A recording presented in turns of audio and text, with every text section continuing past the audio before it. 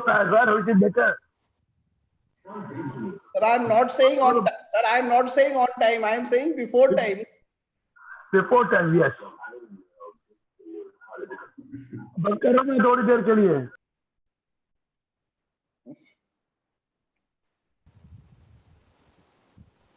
कितने हो गए सर? संगम जी कितने पार्टिसिपेंट हो गए? 281। अच्छा, एक्चुअली आज हमने 15 मिनट पहले ओपन कर लिया ना, अभी आएंगे 250 पे, बाकी लोग आएंगे। अच्छा, मतलब ये जैसे ही आप होस्ट लॉगिन करेगा तो बाकी लोग ऑटोमेटिकली लॉगिन हो जाते हैं? हाँ जी, हाँ, लेकिन मतलब वो लोग वेट करते हैं सर, ये ऑप्शन नहीं है आपके पास कि आप एक एक करके अलाउ करोगे? सर 500 बंदे हैं, 3 दिन के 3 वेबिनार है, इसी में लग जाएंगे हम तो फिर। अच्छा, मतलब जैसे ही होस्ट ने लॉगिन किया बाकी लोग ऑटोमेटिकली लॉगिन हो जाते हैं? हाँ जी, जो भी अर्ली 500 होंगे वो आ जाएंगे, लॉगिन हो जाएगा उनका। अच्छा, they all are waiting, they all are waiting by putting ID and password. नहीं, वो तो मेरे को मालूम है, वो तो मैं भी एक्चुअली क्या होता है जब तक होस्ट लॉगिन नहीं करता वो ये दिखाता है कि host have not yet started the meeting, please wait. Sir आज किसी का वेलकम नहीं करेंगे, सीधा शुरू करेंगे, कल बहुत पिटाई हुई है अपनी। हाँ वो स्टार्ट करो सर आप सीधा। अभी लेकिन हम 6 से पहले स्टार्ट नहीं करेंगे, 6 बजे स्टार्ट करेंगे सर। 6:05 पे एग्जैक्टली स्टार्ट करेंगे, 5 मिनट का बफर देंगे, क्योंकि बहुत सारे लोग क्या है कि वो यूट्यूब और इस पे ना वो 6 बजे के बाद ही वो 2-4 मिनट लग जाते हैं। सर इसलिए मैं आज 5:30 बजे आ गया हूँ, मैं आपको 5 मिनट पहले सारे लिंक वगैरह दे दूंगा। दो सर, लिंक तो अभी दे दो ना, हो ही गए अब तो क्या है। अरे लिंक ले तो बैठा हूँ सर। मेरे ख्याल से यूट्यूब का लिंक तो वही वाला होगा जो कल चल रहा था। नहीं अच्छा, आज भी चेंज हो जाएगा तो भेजो सर, मैंने तो वही वाले लिंक शेयर कर दिए सबके साथ। साइट पे वो लिंक उसी में दिख जाएगा उनको। दीपक जी साइट का लिंक है उसी में दिख जाएगा, उनका वाले लिंक पे ही आपको अटैच करना पड़ेगा उसको बस।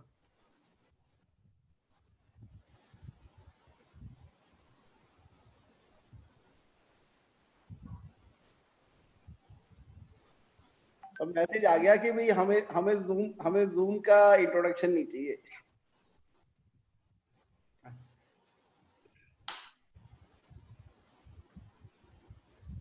सर भी आ गए हैं, रॉइंटन सर भी आ गए हैं। Hi. Hello sir. Hello sir. Hi. Sorry, just let me change my background because I also have a Zoom Deloitte ID. So. तो कोई दिक्कत नहीं है सर, रहने दो, क्या फर्क पड़ता है। नहीं sir, we have to be careful. Sir वैसे डेलॉइट आपके नाम से जानी जाती है टैक्स में तो at least. Okay.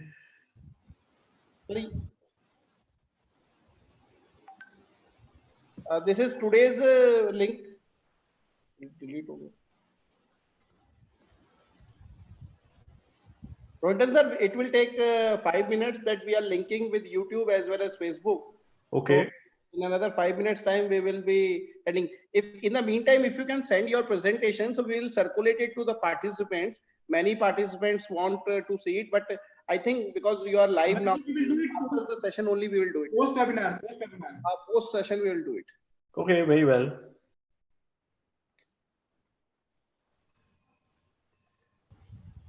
So should I share it from my screen? Yes, yes. Okay, one second. Just hold on. I'll just open the presentation. But post starting. He will share only the presentation. उस case में क्या होता है अविनाश जी, सिर्फ जो speaker है ना सिर्फ उसका दिखता है फेस, बाकी किसी का फेस नहीं आता उसके अंदर फिर आफ्टर शेयरिंग द स्क्रीन। नहीं, एक बार चेक कर लेते हैं ना फिर। लेट अस चेक वंस ना, बिकॉज़ अभी भी 8 मिनट हैं अभी।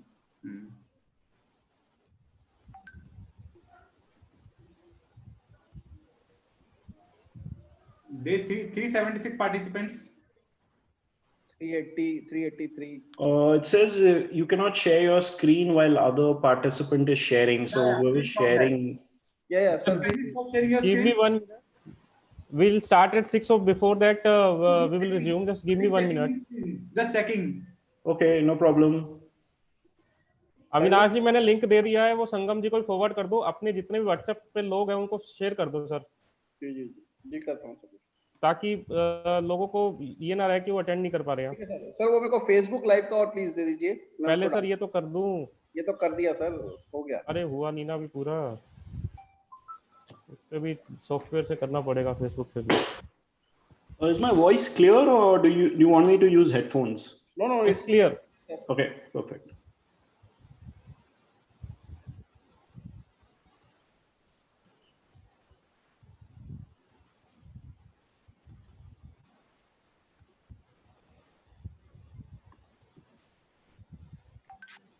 और 21 हो गए sir.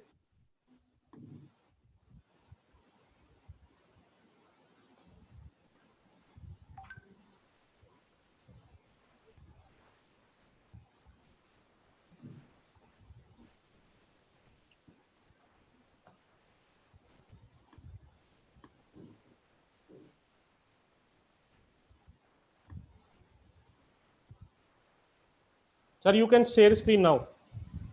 Very well. Rohinton sir, Girish Ahuja ji is also with us on the live podcast. Excellent. Thank you. But now you can check your share screen option. Are you able to view? Yeah, we are able to view, sir. Okay, let me just try and do this into full screen.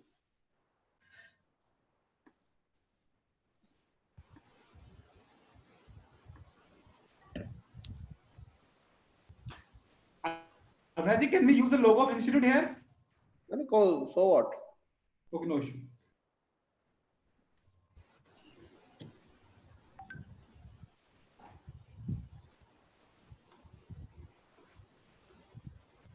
It's 467 participants. People will join now. It's already, still there are 4-5 minutes. Share the Facebook live link. संगम जी अपनी broadcast list में link share कर दो please. Sangam ji,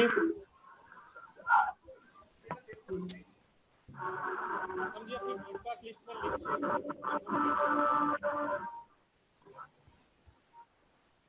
Q&A अभी से शुरू हो गए।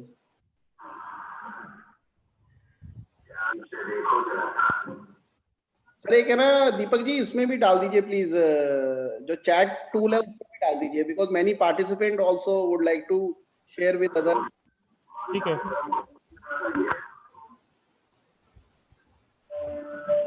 दीपक जी, क्या हम 1-2 पार्टिसिपेंट से बात कर सकते हैं इतनी देर में?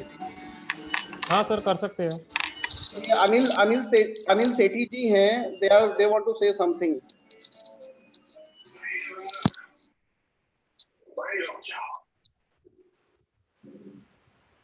सर ये फुल हो गया है, 500 we have already attended.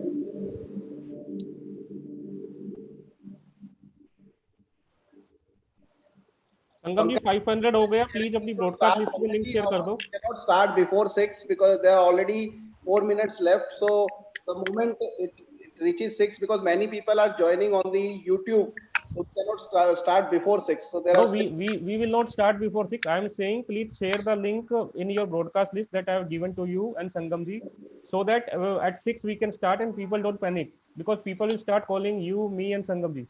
no problem, sir.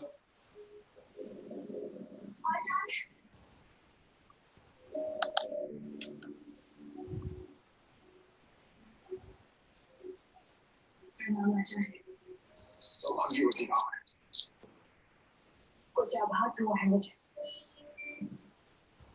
आपसे इसकी पुष्टि चाहती हूँ। इस तरह सत्य से समाये विश्ववाणी निकल लेना। अब नाज़ी म्यूट कर लो आप, हमारे टीवी साथ में देख रहे हो आप। मेरा नहीं चल रहा sir.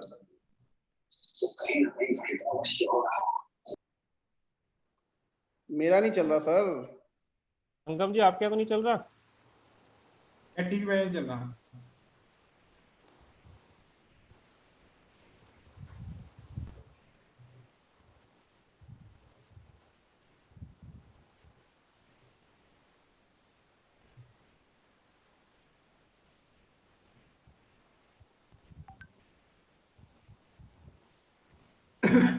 I think the participant, those who are not able to join at Zoom, they can go on studycafe.com and it is live there also.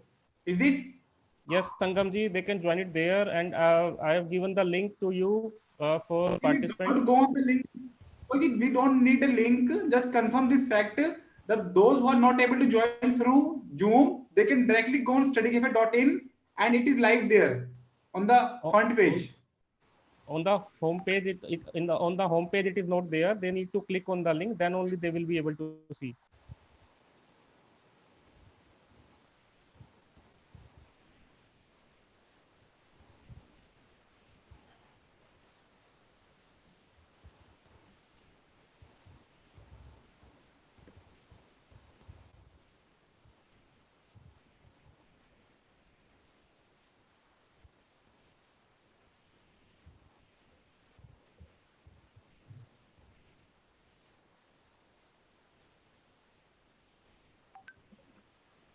I think some of them are objectioning using the ICI MLM.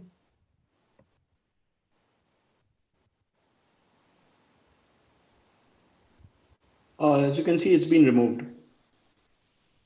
Okay, thank you, sir. So I had another ICI webinar today, so I got confused. I put it in both of them.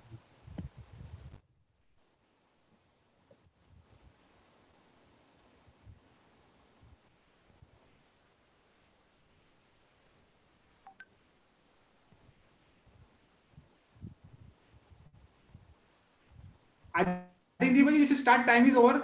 6:01 it is. Yes, we can start. Yeah. So please, I request you kindly start the today's session by your deliberation. Hello, friends. Good afternoon. And I'm CA Deepak Gupta. I welcome you all in our today's webinar. And like we can see that we have already reached 500 participants. And today we have among with us very senior partner from the Deloitte, CA Sidhwa ji, who will take up our today's lecture, and Avinash Gupta ji, who is the moderator of the session. And I welcome Sangam Agarwal ji and Girish Ahuja sir, who is also among with us. Now, without wasting much time, I will hand over to Avinash ji or Sangam ji, so that we can start it today on time, because yesterday many people are saying we were late in starting the webinar. So over to you, Avinash ji and Sangam ji. So welcome friends. Today we are dealing with a very important topic. So this is day 3 of our series, 7 lecture series. The day 3, the topic is taxation of royalty. So as we know, under section 9 subsection 1 clause 6, royalty is taxable in India by 3 categories, and there is a treaty definition also on the royalty what India have entered with other countries. And there was a big issue and big problem with respect to the taxability of the software, because many times we are confused if we are buying a Microsoft, if we are buying MS Excel, if we are buying tailor-made software, off-the-shelf software, or some customization is being done, whether we have to deduct tax or we have not to deduct tax. And there are other problems with respect to database access charges, whether they amount to royalty or they are not amount to. So this today's session is dedicated only on one topic: what is the position as far as the domestic law is concerned on royalty, vis-a-vis what is the situation in the treaty law that we have. And for this we have the best faculty available on this topic is Rohinton ji. As a protocol, I have to introduce him, but I think he is one person who do not require any kind of an introduction. He is the senior partner of Deloitte in India, and he is practicing for more than 25 years in this field, and major judgments on the royalty are his clients. So he is deeply involved on the subject, not from the perspective of a viewer of a judgment, but also a person who drafted the agreements for royalty, who have actually represented the cases before various authorities, including assisting the big lawyers at various levels. And we know that software is one which is pending before Supreme Court to finally decide. But yes, there are many other issues which are almost settled. There are certain issues by changing a small comma or and in the agreements, the meaning is changing. So we have Rohinton ji with us, so he will take us through with all the provisions and nitty-gritties. So I welcome Rohinton sir for accepting our invitation on a short notice, and now the floor is open for you, sir. So we request you to please start your deliberation, sir. Thank you very much, Avinash ji, for your very kind introduction. Some of the things that you said about me are not exactly true also, but it's fine. Let's get started, and hopefully this large audience can benefit from the knowledge you have and some of the other attendees have, which can then increase our combined knowledge about the subject. Nobody is an expert on this subject because it continues to evolve. So let me try and set the stage by actually going through things at a very basic level to begin with, before we get into some of the controversies around the subject. So before we get into controversies, it's always good to have a good understanding of the definitions, the law, how royalty is currently being taxed in India, how the computation mechanism works, what are the impact of the double tax treaty, and then the interpretational issues that have arisen both under our domestic law as well as under the treaty. So let's get started with the royalty definition. Now, I've tried to kind of reproduce the definition under section 916 over here. And basically, there are four buckets under which royalties typically get covered.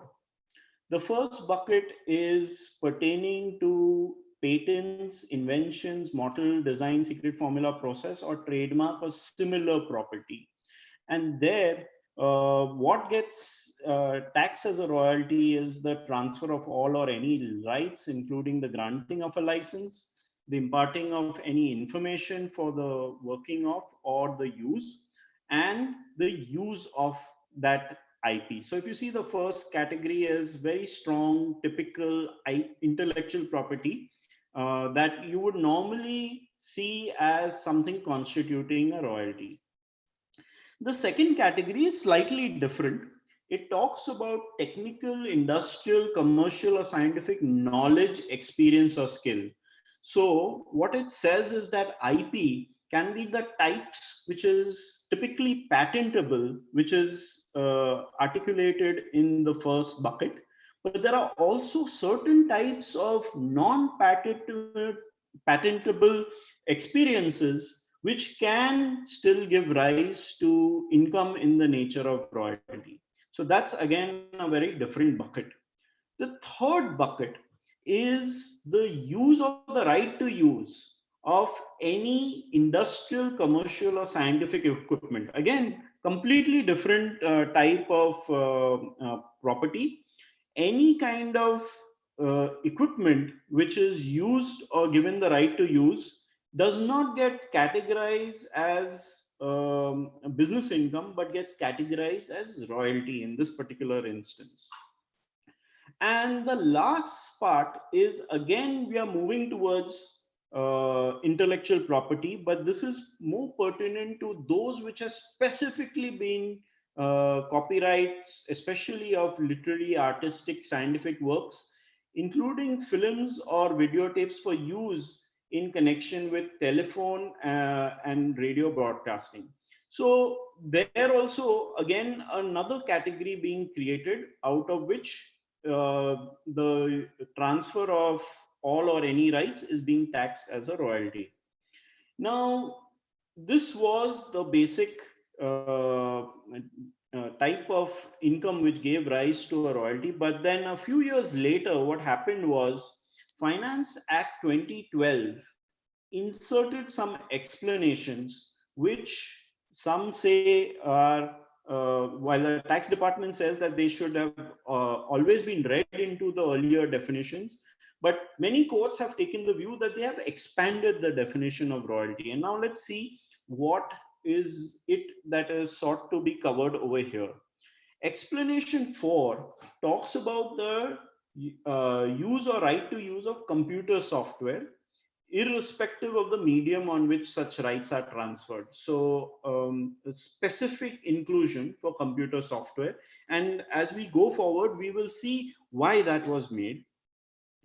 The explanation 5 is a wider inclusions to say any conclusion in respect, consideration in respect of any right, property or information, whether or not such right, property or information is under the control of the payer, used by the payer, or is located in India. So again, widening of that scope. And explanation 6, which talks about process. So some of the judgments that happen for satellite companies and telecom companies, especially being used to cover up the scope of the royalty article. And over here they say that any process which includes transmission by satellite, whether uplinking, downlinking, amplification, or whatever, cable or optical fiber, or any such similar technology, whether or not the process is secret, because of, again, to get over certain judgments of the courts. So this is now the expanded definition of royalty. Now, as you can see, there are a number of components to this definition. So the first slide, we had patents and inventions. Then we had the use of imparting of knowledge, which was termed to be an intellectual property. Then there was the use of equipment, which is again covered. Then the copyright, whether literary or artistic. And then the expansions that we have on software, on telecommunication processes, and the overall expansion and explanation 5 about control, usage, and location. So this in sum actually constitutes the overall definition of royalty as it currently stands under our domestic law. Now, as I said earlier, there are multiple court rulings as to whether the definition of royalty has been altered or it has been clarified.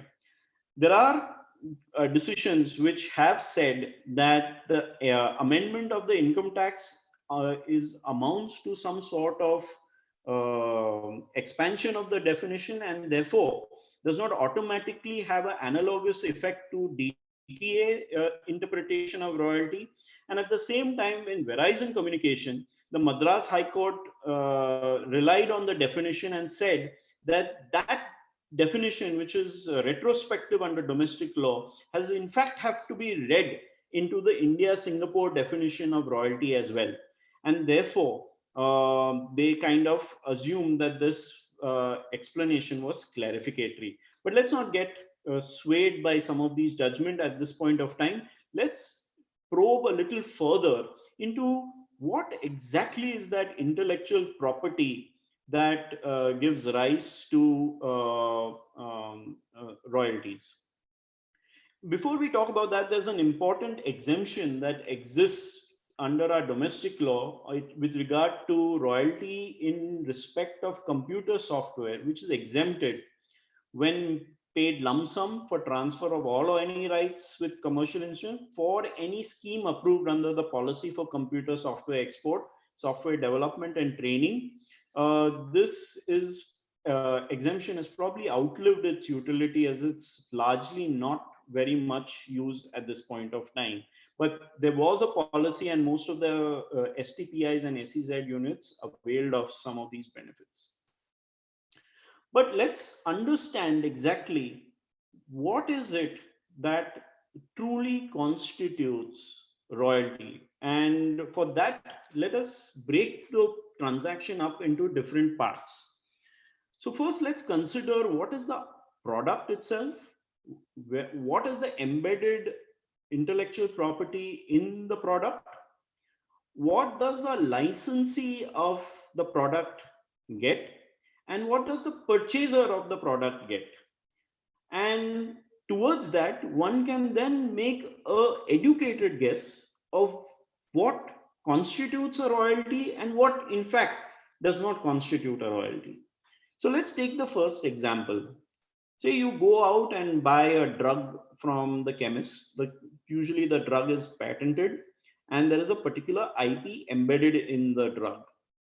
Now, when you swallow that drug, does that mean that as a purchaser, you have got, because you're using the IP, it's embedded in the medicine and you are consuming it, and therefore can it be said that as the purchaser, you have got a particular IPR? And the answer to that is a clear no, because the person who actually uses the IPR is the person who's licensed to manufacture that product, and the payment that the manufacturer makes to the owner of the IPR for the license to manufacture the drug is actually what constitutes the royalty, whereas the consumer of the copyrighted product is actually merely a consumer of that and doesn't really make a payment which is tantamount to royalty. And I'm trying to make this distinction for the various other types of property which has intellectual property rights embedded in them. So look at books. When you buy a book, at that point of time, obviously the publisher has the author has copyrighted that particular title. The publisher pays the author a royalty for the ownership of that particular title that the author has, and the payment that the publisher makes constitutes a royalty. But when I buy the book, at that point of time, I'm just the owner of the book. I'm allowed to read, I'm allowed to look through the product, and I own that product. But that payment which I make to buy the book does not constitute to be a royalty. Similarly with, say, something like packaged drinking water. So you can buy packaged drinking water. It has maybe a logo on it, says it is bottled next to the Himalayas, and it might, based on that, it might sell at a much higher price in the marketplace. But again, over there, the manufacturing and the bottling rights could have been given to a franchisee who merely bottles the product, but the ownership of the trademark and the money due from the franchisee to the owner of the trademark, that would be a royalty. Whereas if I bought a bottle of water, that is merely buying a product. It's the same way with a washing machine. Typically, these are all licensed out to manufacturers, and the licensee is the one who pays the royalty, and the consumer is the one who actually pays the price for ownership of the product. Now, these examples are important for us to understand the concept of royalty, because while this definition seems to hold for certain types of intellectual property, when it comes to other types of intellectual property, the examples get blurred. So let me give you maybe I can twist the second example. So in the second example, it's a case of books. Now, if you buy a hard copy of a book and you consume it, there's no doubt that that payment which you have made is for ownership of that book title. But suppose instead of buying a physical copy of the book, you decide to purchase the copy of the book from the Amazon bookstore or for your Kindle, for instance. Does that distinctly change what rights you have got? Just because that book is not published in paper, does the payment which you are making to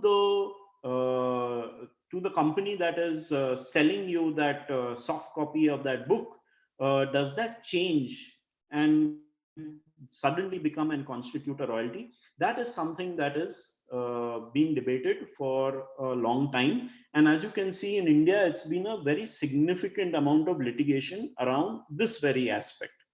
So let's move on and talk about how now the entire discussion translates through a tax treaty. As you know, under our domestic law, we have section 90, which says that if there is an agreement with a foreign country that India has entered into, then in that case, the provisions of treaty, if they are more beneficial, they can apply. Similarly, section 90A allows for double tax relief where treaties do not exist. But where a treaty does exist, we need to look at whether the payment which is being made constitutes royalties, which is taxed under Article 12 of the treaty. And in case there's a PE, whether that will then get taxed under Article 7 of the treaty. And the commentaries which guide us are the commentaries which are being issued by the OECD under the UN Model Convention and some of the commentaries from the model tax conventions that we have entered into. So this is the background framework which we need to look at when we are evaluating tax treaties. Now, royalties under Article 12 are also interpreted in different ways. So the article works mechanically, and each sub-article of Article 12 decides on how the tax of royalties will happen. So the first Article 12(1) decides who should have the rights to tax the royalty, whether it will be just one state, whether it will be both the states, or whether it will be only the state where the royalty is being received. So the first article decides on where and who has the rights to tax. Article 12(2) talks about an overall ceiling that cannot be exceeded for a royalty and typically prescribes a rate. So they say that tax, if it is taxed as a royalty, the amount of royalty which can be taxed cannot be more than, say, 5% of the royalty paid. Article 12(3) then goes further to define what the term royalty is. 12(4) then talks about what happens if a royalty is effectively connected with a permanent establishment, because then a kick out rule applies in that case. Article 12(5) talks about the source rule for royalties. So if the payer is a resident of a source state, then the royalties are deemed to be sourced in that source state. If the payer is a PE in that source state, then the royalty is deemed to arise in that source state. So there are sourcing rules which can be put in over there. And then Article 12(6), which occurs in some treaties, is the adjustments for related party transactions that can be made against those royalties. So this is the overall scheme of the agreements under the OECD Model Convention and the UN Model Convention. The UN Model Convention is a little wider because it includes films and tapes used for radio and television broadcasting, and it also includes the use or right to use industrial, commercial, or scientific equipment. Now, mind you, till a particular point of time, the OECD model also included this, but there was a major revision to the OECD model that was carried out where the use of or the right to use industrial equipment was moved to tax under Article 7 in the presence of a permanent establishment only. Whereas under the UN model, just like under our domestic law, the use of the right to use of equipment still features under royalty. So it's a question of where it's decided to be taxed. Under the UN model, it's considered to be taxed as a royalty, whereas under the OECD model, it's taxed if there is a PE. So how is royalties taxed for a company? Now, in the case of a foreign company, what is taxable is the income that accrues or arises in India, or is deemed to accrue or arise in India, or which is received in India. Now, if you were to kind of break that up, and we've created a kind of a little flow chart so that's easy to understand over here. So in this example, and this is how we would decide on where it is taxed or not taxed. So the starting point is a case where a foreign company provides some technology or services to the Indian company, which is subject to tax as a royalty or FTS. And the starting point is to ask whether the foreign company has a PE in India. Now, if it has a PE in India and the payments for that royalty is attributable to that PE, then it's straight away taxable in India. But suppose the foreign company doesn't have a PE in India, it can still be taxed under the deeming provisions of 916. And then you need to look as whether that royalty is deemed to accrue or arise in India. And if it is, then it is taxable in India. But if it is not, then it is not taxable in India. So this is the basic rule that one has to apply to determine taxability of a foreign company that has income in India in the form of royalties or fees for technical services. Now, that might change where say for instance, in the case where the payer is an Indian resident, there are certain provisions under our deeming rules that say that where the royalty is being paid and it is utilized in a business or profession carried on outside India or for the purposes of earning income from any source outside India, then in that case, there is an exemption provided under 916, which says that where it is so utilized outside India, it will not be taxable in India. So again, one needs to see whether the royalty that is used is for the purpose of a profession carried on in India or outside India. And again, there are judgments around this as to where it is utilized. So say for instance, there have been case law which says that if I am an exporting company and I'm paying payments for say increasing the production in my factory, but my entire production is for export, can it be viewed as a business or profession carried on outside India, which it certainly is not, or for the purpose of earning income from any source outside India, which may be the case. And their courts have decided as to what is source, but that discussion is perhaps beyond this particular coverage that we have for today. Now, in the case where the payer is also a non-resident, which can again happen, there also the deeming provisions can apply. And if the payment is in respect of a business that the non-resident carries on in India, then just like the treaty, the domestic law also sources that royalty to India, and India then has rights to tax it under our deeming provision as well. So in this example here, earlier example, the payer was a resident. In this example, the payer is a non-resident.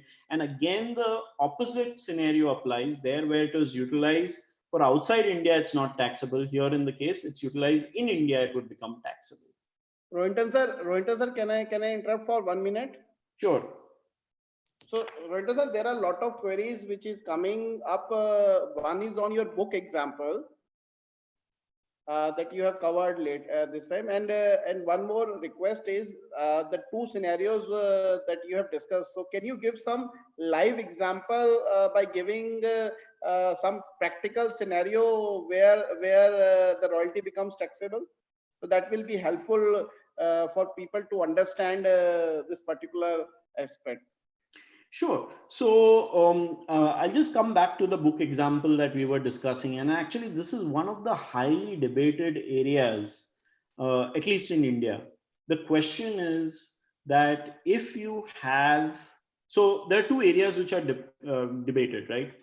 The area which is debated is when do you make use of a copyright or an intellectual property? Do you make use of it when you buy a product, or do you make use of it when you manufacture a product which has got intellectual property embedded?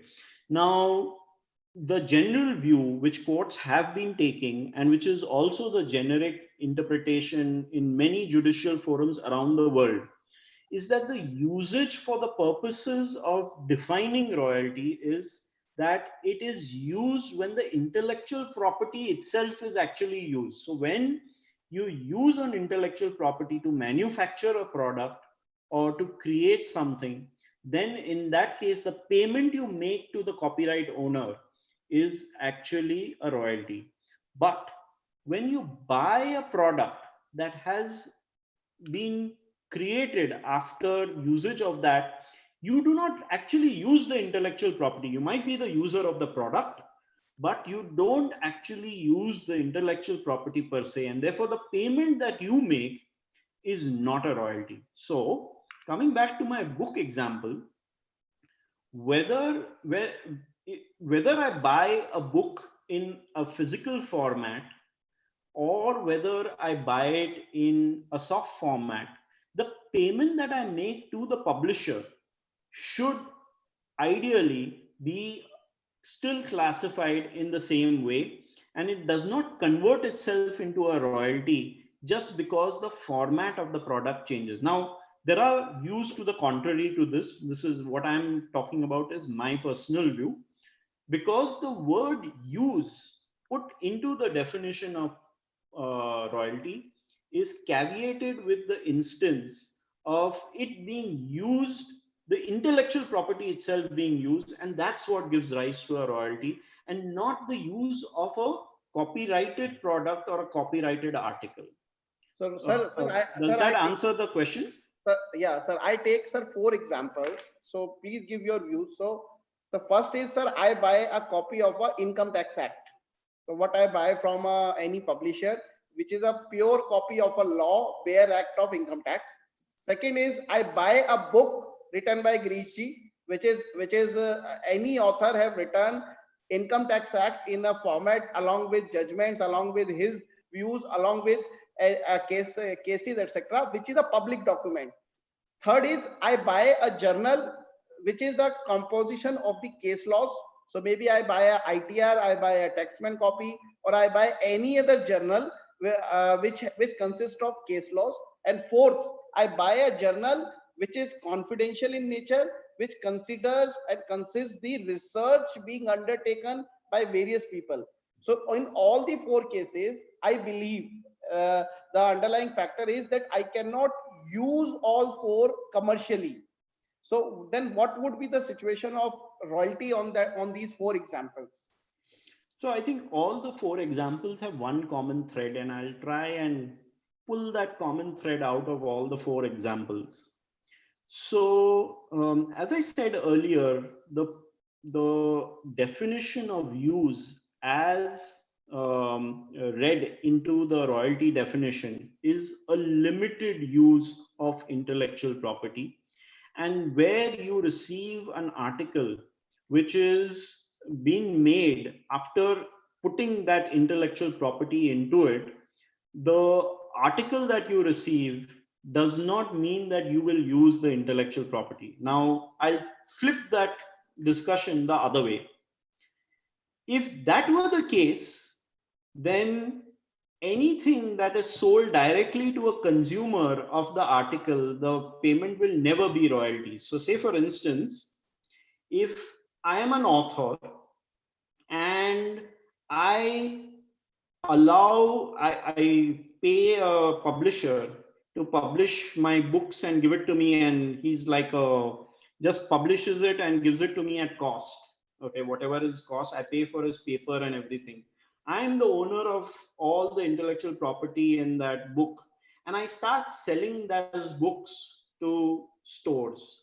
Suddenly, based on what I've told you so far, there is no royalties ever that can arise in that situation, because what I'm selling is a property that has already got the intellectual property embedded in it, and as a consumer you are receiving a book and you are not making use of the intellectual property per se. So I think there are arguments to go both ways. If we were to go as per the argument that the use implies that it has to be the use of the copyright, there can be situations where certain transactions can be structured in a manner where there is never a use of a copyright.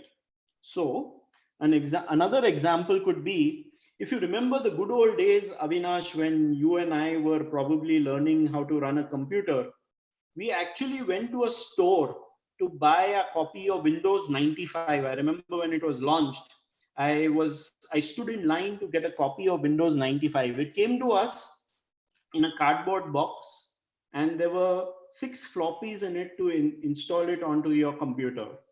Most of our audience may not even know what floppies are. But what happened is, at that point of time, the technology was such that if you sold a software, you had to burn it onto another medium. That medium had to be physically sold. And therefore, it was very clear at that point of time that the payment that whoever was making, so Microsoft India perhaps was there in India at that time, they would burn the floppies and they would make a payment to the copyright owner in the US or wherever it was. That payment was clearly a royalty. But things suddenly changed when you download a copy of Windows directly from the internet. It comes directly over the computer, what you're receiving is exactly the same what you had received earlier. You could argue the same thing, that all I've got is a copyrighted product, but suddenly that royalty payment, which was very clear at that point of time between Microsoft India and say Microsoft US, that suddenly vanished. So today, you as a consumer are directly paying to a company somewhere outside, and we don't term that payment to be a royalty. Now that significantly changes the transaction and our ability to tax those type of transactions in India, which is why the expansion of 916 to that extent has happened. Because if we didn't have that expansion and we continued with the existing treaty definition, those payments will never be taxed in India. And in fact, the OECD actually acknowledges this in its commentary, that what could have been taxed as a royalty can today escape being taxed as a royalty, especially in the situations of software. So if I conclude this entire discussion, what I understood, please correct me, Rohinton sir, if I am wrong, that in the first case, when there is an Income Tax Act, so it is, we are not using the IPR of the Act, hence it is not royalty. Second scenario is about the book authored by any author. In our example, it is being a book authored by Girish ji.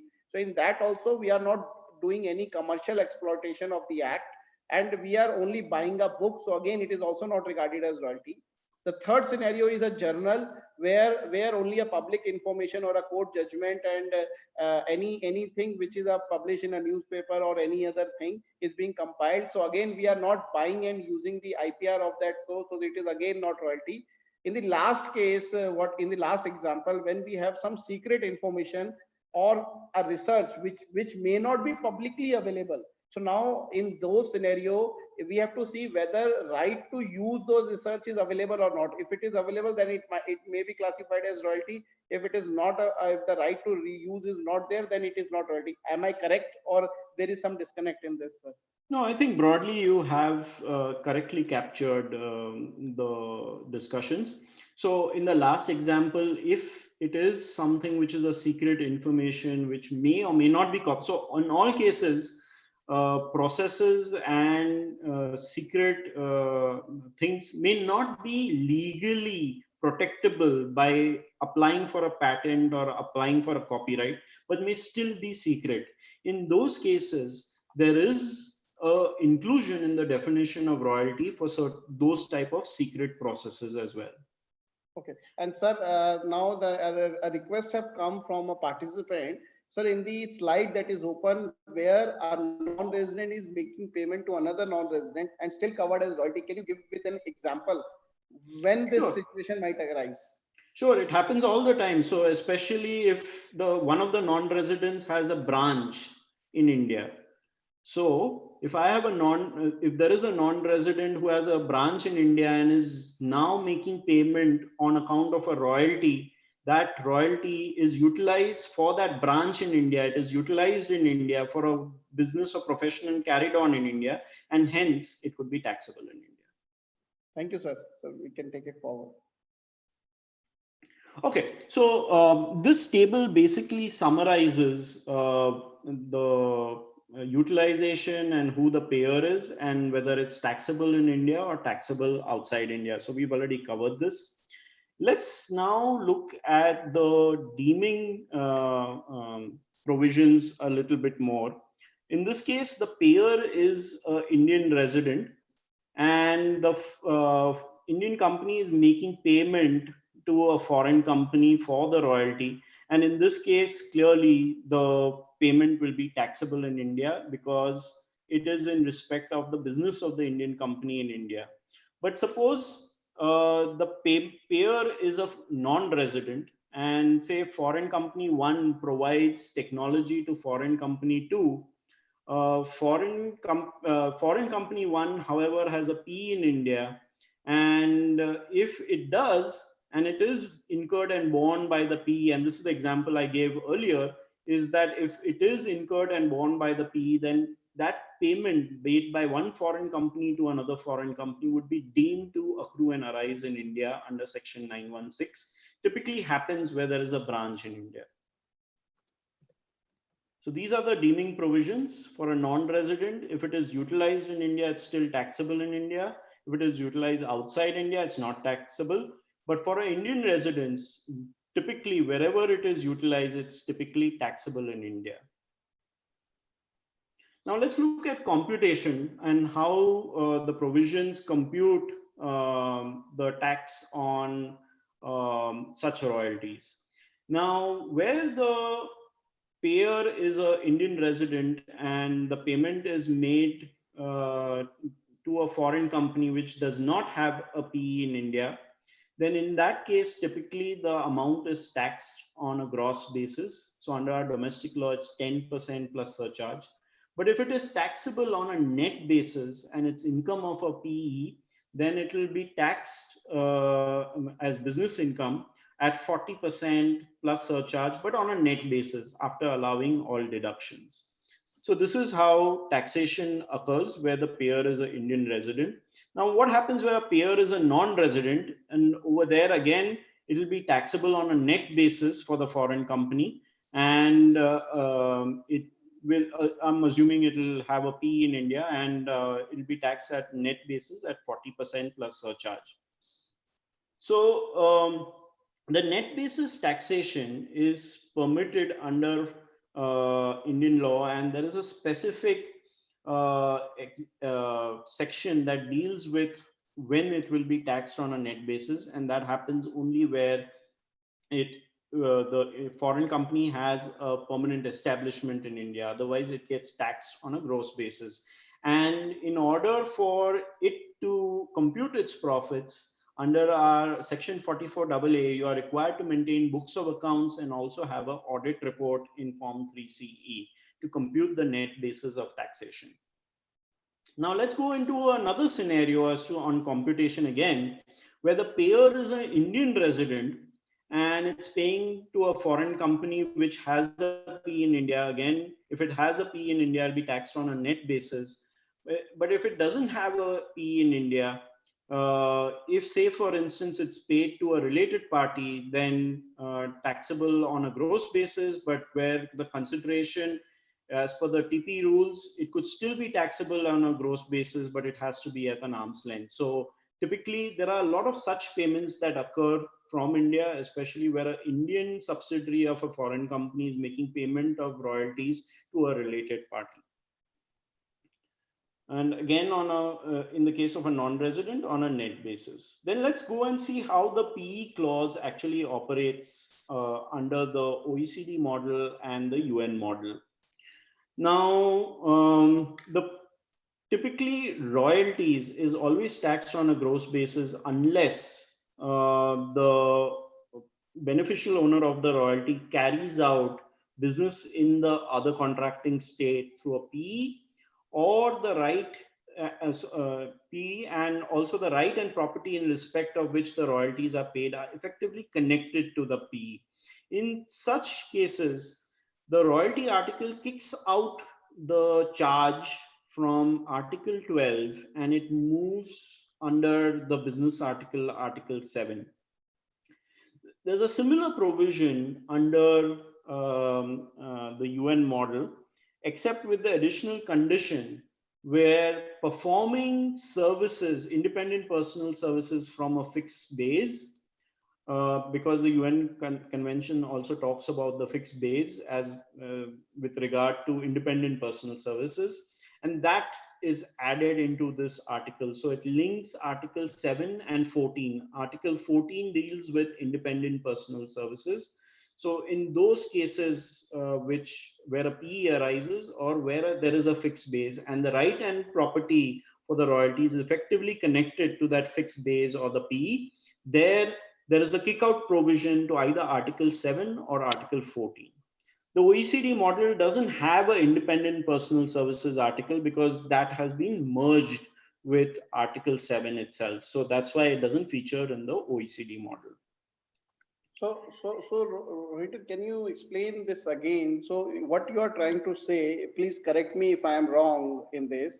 So, normally we say that royalty income is taxable under article under the respective article, but OECD model and UN model says when if it is effectively connected with the permanent establishment situated in India, then those article of the gross basis will not apply. It has to be the tax has to be deducted, or if the taxability is on the net basis, means that amount revenue minus expenditure. That's right. I think Girishji also wants to say something. Sir, are you please unmute, sir? Same as Article 7, business profits. I said that only. Okay. So in all cases, we have to check the PE part also while making the payment to a non-resident. Yes. So typically, if the non-resident has a permanent establishment or the payment which is being made is connected with a permanent establishment, automatically the scheme of taxation changes. So in that situation, the Article 12 has a readjustment or a kick out, I call it the kick out clause, which kicks out the income from under the royalty article and slots it back into the article pertaining to business profit.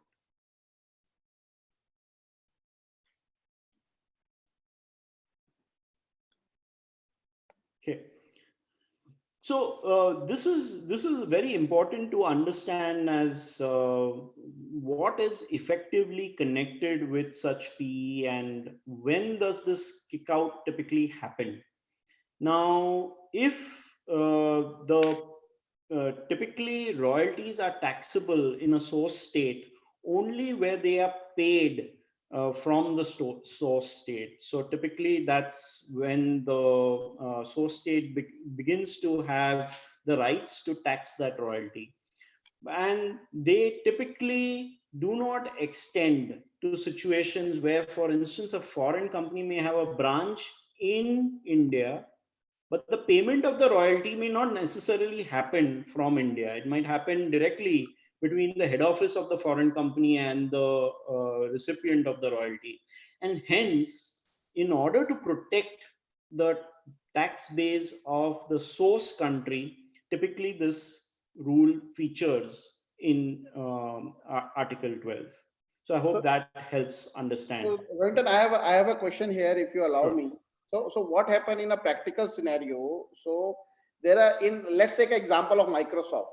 So many of our clients. So because we are not there on the non-resident perspective, but I am talking about the 195 withholding perspective, because all of us receive invoices from our clients stating Microsoft invoice was there, and these invoices are typically coming from two sources. So there are a couple of invoices what we receive from their Indian offices. So Microsoft, I believe, is having a branch office in India through which they are making an invoice to the clients by including GST and other things.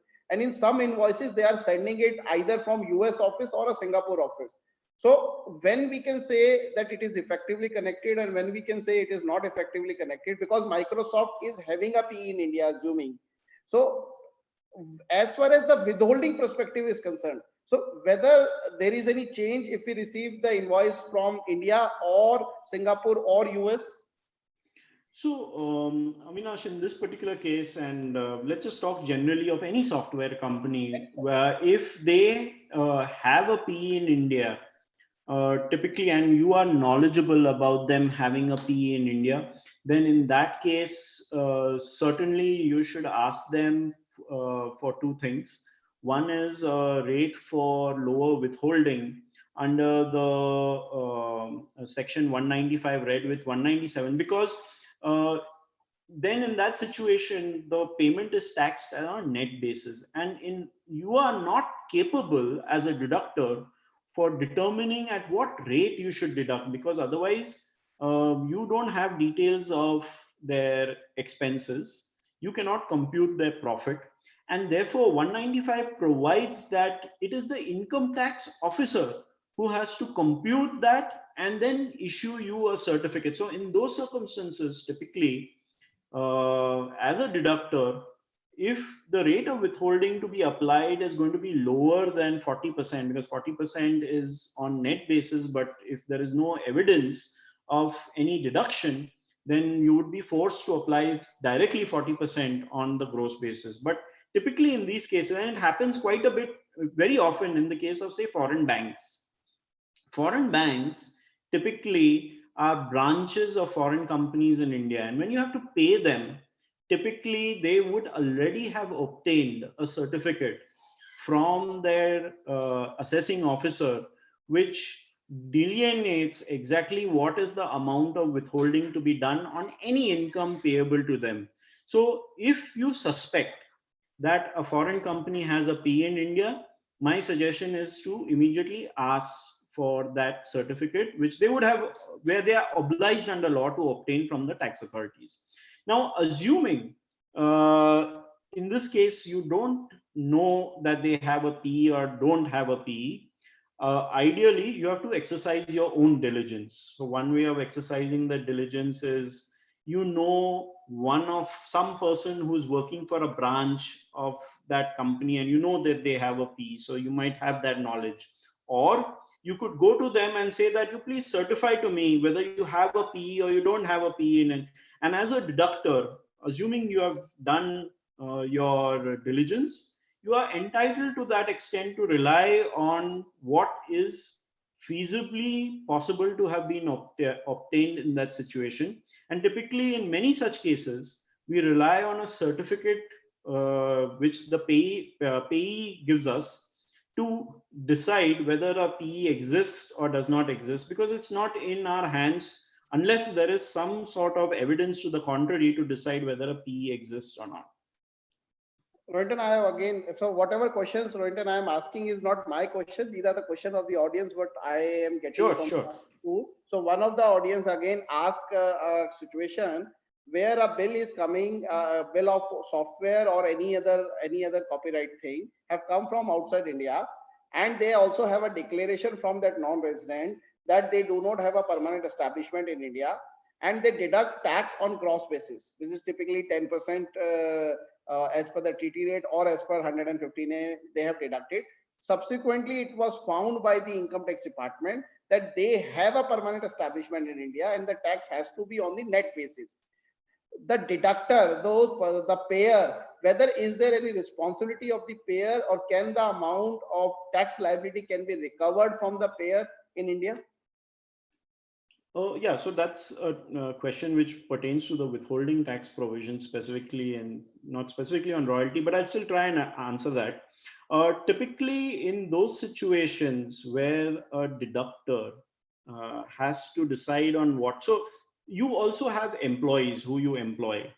The employee makes a declaration to you, and you deduct taxes based on that declaration. You try and collect proof of what the employee has declared, and maybe at the end of the day you might discover that those proofs were not available, and you still ended up deducting the tax at maybe slightly lower rate.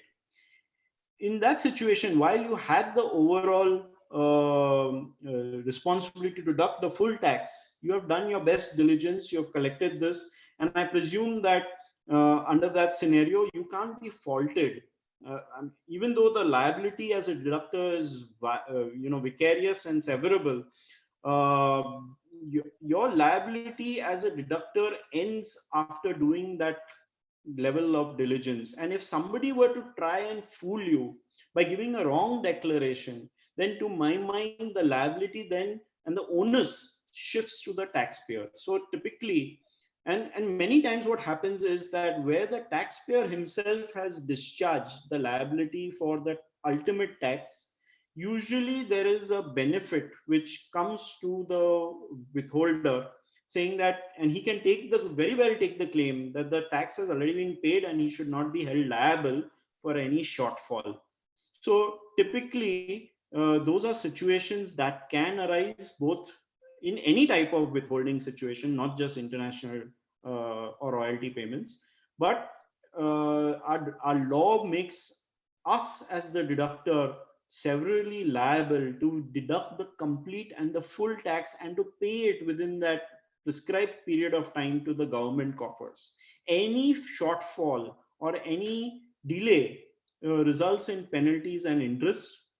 But having said that, courts have always erred towards saying that this is an additional responsibility which is cast on a payer, and as long as on a deductor, and as long as he has uh, done that particular responsibility with full diligence, he should ideally not be penalized for the shortfalls. So if you have knowledge about the PE existing, and it is proved that you did have knowledge about the PE existing, and you still did not deduct the correct amount of tax, certainly you should be penalized. But if a false declaration, for instance, was made to you, and you relied on that false declaration after doing some element of diligence to test that declaration, then to my mind, it's in a higher court, it would be difficult to fault you for withholding. I think Giriji want to add something. No, no, I don't want to add. I just wanted to say he's rightly pointed about the due diligence. One thing we do also sometimes. We go to the website of that client. Means the person who has given us this benefit. In the website, we can check up whether they have any permanent establishment in India or not. If we find that they have an office in India, then we can normally take from them that certificate that it is not connected with that permanent establishment. So what I'm trying to say, that is my part of due diligence also. Go to their site, their website, check up, do they have any office in India? If they have any office in India, certainly we will need to have a certificate from them, either it is not connected, or if it is, then you have to deduct 40% unless they give you a lower rate of certificate. This is my version. I don't know whether I'm right or wrong. I'm not doing it, but am I right? Then this is the system we normally adopt. That we see the site and find out whether they have any office in India or not. This is a part of due diligence. So sir, I'm summarizing what Rohinton sir has said, and what you have said is that normally the payer has to rely on the declaration given by the non-resident. Once he relied on the declaration given by the non-resident, then the company do not have a PE in India. Then for as an additional due diligence, we can go to the website of that non-resident and see whether they have any establishment, office, or any other place of business in India or not. If they do not have, then the matter is over. Then we can safely assume that there is no PE, and subsequently, even if they have a PE, there is no responsibility of the payer. But if they have an address, they have an office, they have an establishment here, then we have to take an additional declaration, whereby we can take a declaration that even if they have a PE, but this payment or this software payment is not effectively connected with this PE already situated in the country, or they may take a lower deduction certificate, because in many cases I have seen that they, for this particular payment, they have a lower deduction certificate, which is safe. So the safest part is to have a lower deduction certificate if they have a PE in India. So Rohinton sir, am I correct in this? Yeah, and I would say one way of doing the diligence is looking at the website. But say I'll give you another example which across, where there was a news article about that particular company that the tax authorities had held. They were assessing whether they had a PE or didn't have a PE in India or not, and there was a litigation going on in that regard with the tax authority. Then what do? So again, over there, one needs to do a little bit of diligence, and typically where the tax authorities are already making an assessment on a foreign company where they suspect that there is a PE, and perhaps suspect that the royalties are connected to the PE, there again, one should be very circumspect about issuing a no PE type of certificate, and one should question those certificates. So diligence means not just accepting whatever is certified to us blindly. As CAs, we have the overriding obligations to test that. And just as we audit a company with a suspicious mindset, not I'd say that's not the right word, but with a mindset which is meant to go and test and not just accept what is given to us at face value, the same sort of suspicion should be applied to a certificate that is issued to us. We should not accept it blindly. Okay. Shall I move on, Avinash? Please, sir. Please, sir. Okay. The UN model talks about a limited force of attraction rule when it comes to tax royalties. If the royalty is effectively connected with such PE or business activities of the same and similar kind, so the force of attraction rule widens situations where the royalty can be connected to a particular PE. Even if there are business activities of the same and similar kind of the PE, they get aggregated to apply the force of attraction rule. So this is something which is unique in the UN treaty, which is not there in the OECD model. Another very pertinent question comes up where a branch office pays royalties to the head office. Now, this is a typical case that can sometimes happen where you have either a project office or I'll take an example of a branch of a foreign bank that makes, say, an interest payment to its head office. Now, in all those cases, the question that sometimes arises is whether it is a payment to self and therefore does not result in any income, or does it still get swept into the definition of royalties because it's a payment to a resident of another state. So again, there has been a lot of jurisprudence on that. The argument against it is that it cannot be taxed because it's movement of money from one pocket to another pocket, and therefore that payment should not be taxed at all. And second, logic is that, well, ultimately the branch is supposed to be a separate legal entity for the purposes of determining taxation, and therefore, since that artificial robe has been put on the branch under the treaty itself, therefore can withholding provisions apply. But the overwhelming litigation seems to point out that it is that robe is being put on the branch office merely for the purpose of determining the profit of the branch as a separate legal entity, but not for withholding tax purposes. And therefore, such a payment should not be subject to withholding tax. Now, obviously, that can create certain types of scenarios where it can potentially defeat the requirement to tax such payments. But again, that is the way the provisions currently operate. Now let's go into some of the. Sir, Giriji want to add. I just wanted to add, there is some form is to be filled up. When in this case of interest remittance to its head office outside, they have prescribed a form, and if you fill up that form, then there is no question of taxing that amount because it is going to the head office. But there is a specific form. Offhand, I don't remember because I don't do much for the international taxation Indian, so I could tell you each how many section also. But there is a form, some form is there already. So if you fill up that form, you can send the money without deduction of tax at source. This is there. I see. So now let's just go into some of the real tricky interpretational issues that arise both under the Act and under the treaty. So the first one that I'd like to talk about is the issue of what is the source. So typically, is the source situated in India, or is the source of the payment outside India? Now, in the case of Asia satellite, the Delhi tribunal had given a decision saying the source does not refer to the person who makes the payment, but it refers to the activity which gives rise to the income. And this particular, even though it's a tribunal decision, to my mind, and I actually was part of this decision that was ultimately given, I felt the tribunal actually gave the right definition to source in this particular case.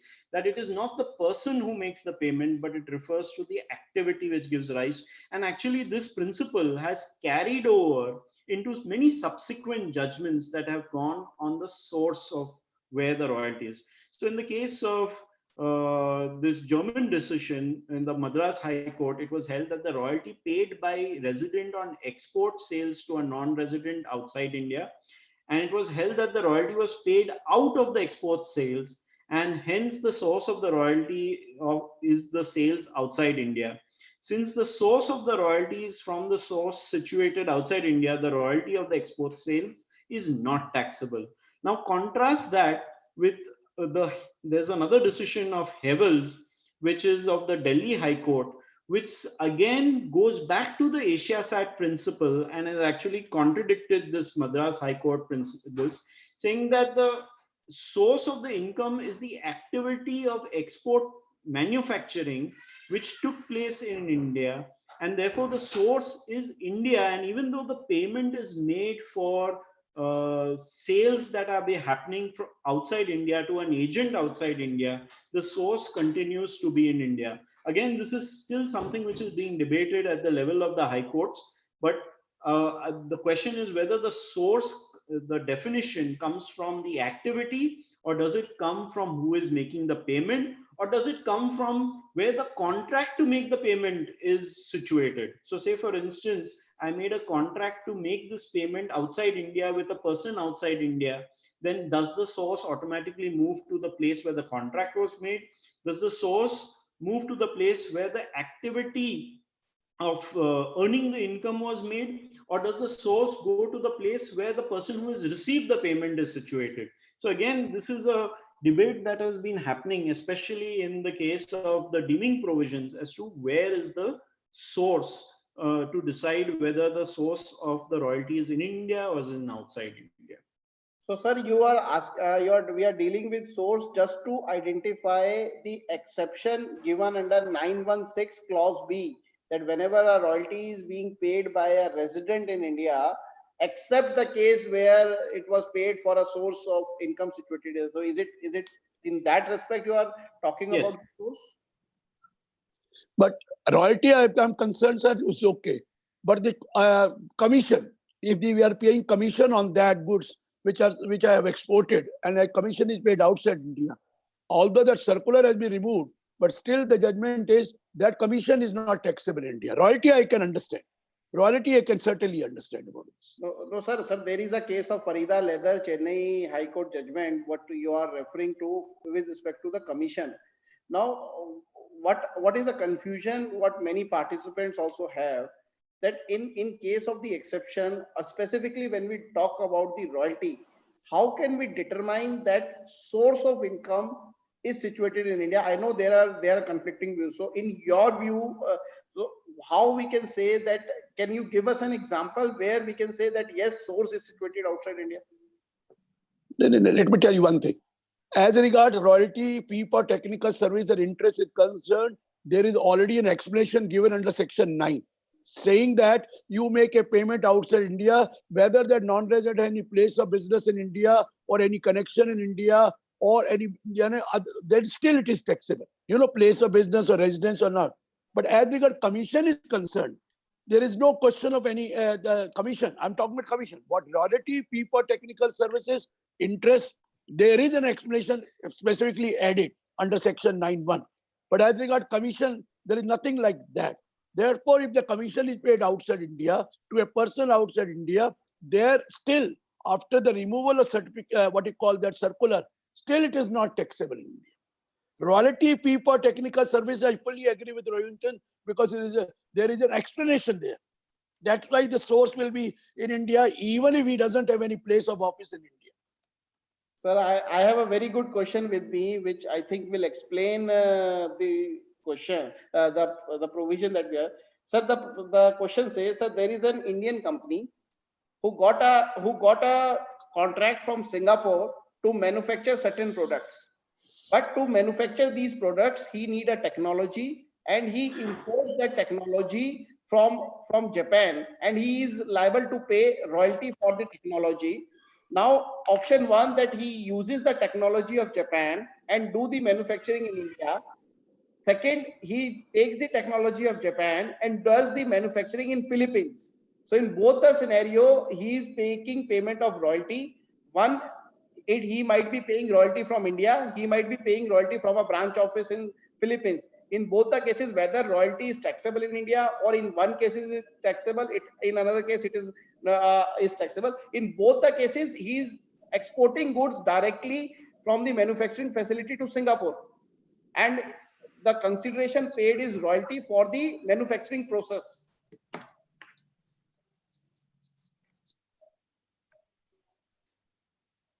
Rohinton sir, Yeah, can you? sure. So, Avinash, in the first case where the manufacturing is happening in India, I cannot but think that the source of activity, which is the manufacturing, is carried out in India, and hence the source is in India.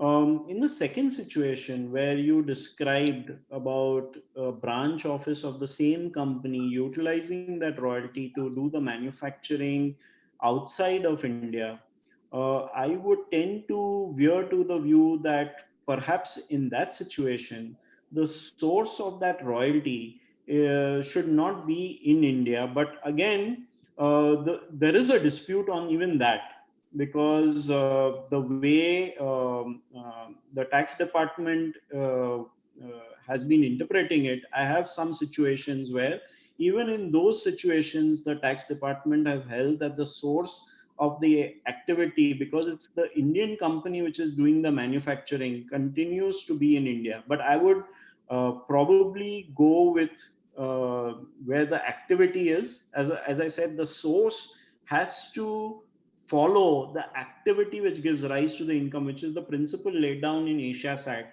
And hence, based on that principle, I would veer towards the logic that what is being done when the activity is done in Philippines, and the activity for manufacturing is done in Philippines, the source of that royalty cannot be in India. Okay. Giriji, want to add something? Yeah, let me tell you, this question was raised by CIT Gulati yesterday. Let me tell you, if in Philippines, their income is taxed there, then in any case, I'm telling you, if the income of that business, which is in Philippines, taxed there, let me tell you, I fully agree with Mr. Rohinton that no question of being taxing that royalty in India.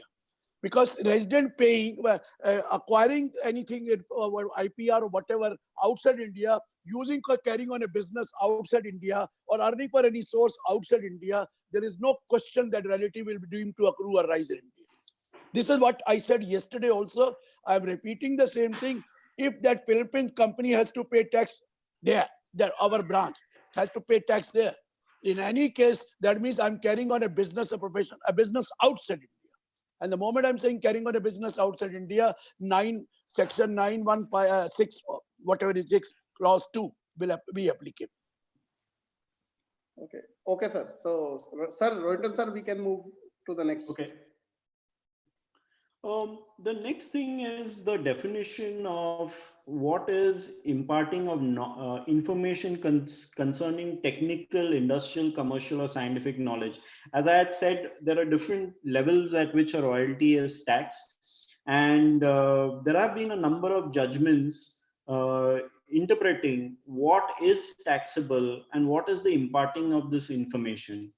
So one of the big judgments on this is by the Madhya Pradesh High Court in Hague Limited, where it was held that every information concerning industries or commercial ventures does not qualify as royalty. Some sort of expertise or skill is required. Some sort of confidentiality, secrecy, and exclusivity is required. It should not be something which is readily available in the market.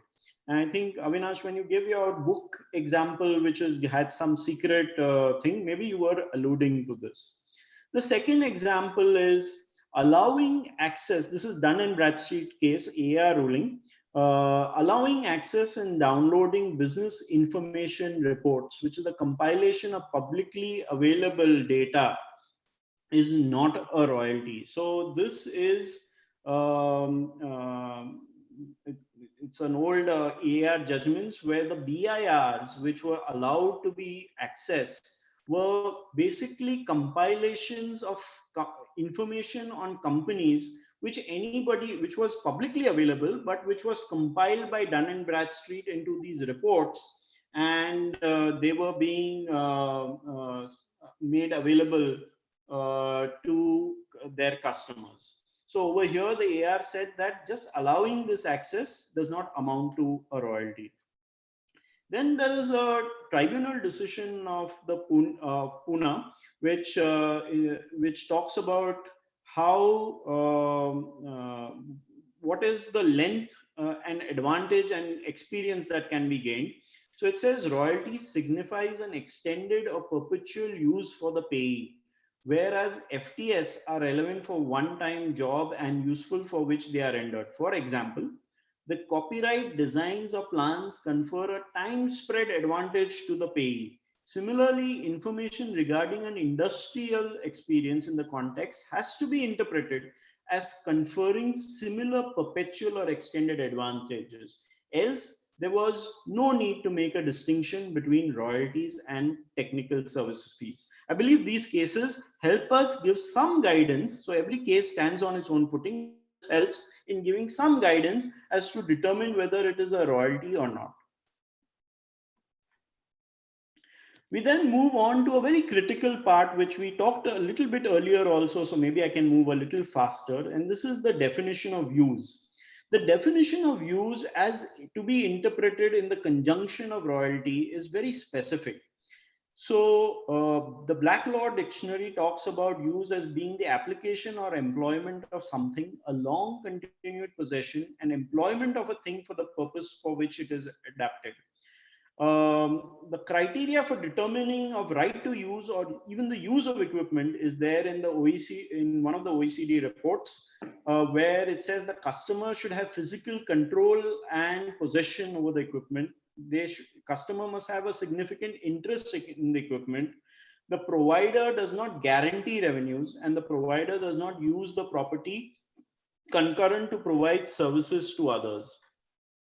So then there is also a judgment in Australia. The use of the right to use depends on the relationship which exists as a matter of fact between the person and the property, and it is best illustrated in this judgment of FactSet, which talked about the expression use of copyright is not to be used in a generic and general sense, having access to a copyrighted work. The emphasis is on the use of the copyright or the right to use it. In other words, if any of the exclusive rights which the owner of the copyright has made over to the customer so that he could enjoy such rights either permanently or for a fixed duration of time and make a business out of it, then that would fall within the ambit of phrase use or right to use of the copyright. So here, another slightly different tangent being added, that there must be an overriding exclusivity and a more permanent usage which is given over a fixed duration of time, such that a commercial venture can be made from that copyright, and that is what gives rise to royalty and not just the use of a copyrighted article. So we belabored that point early on this discussion as well. Now, the royalty definition also kicks out of it certain types of capital gains. So where the income is otherwise taxable under the head capital gains, it cannot be considered to be a royalty.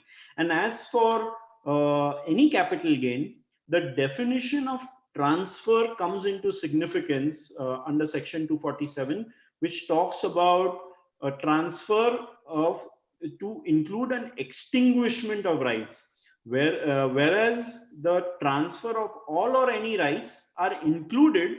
However, a carve out is done for the extinguishment of rights, which actually then is chargeable under the head capital gains.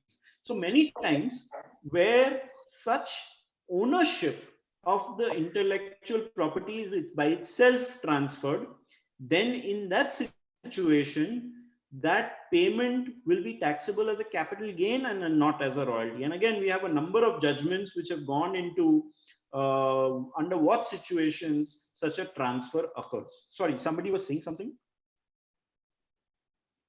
Okay, No, let no. me move on.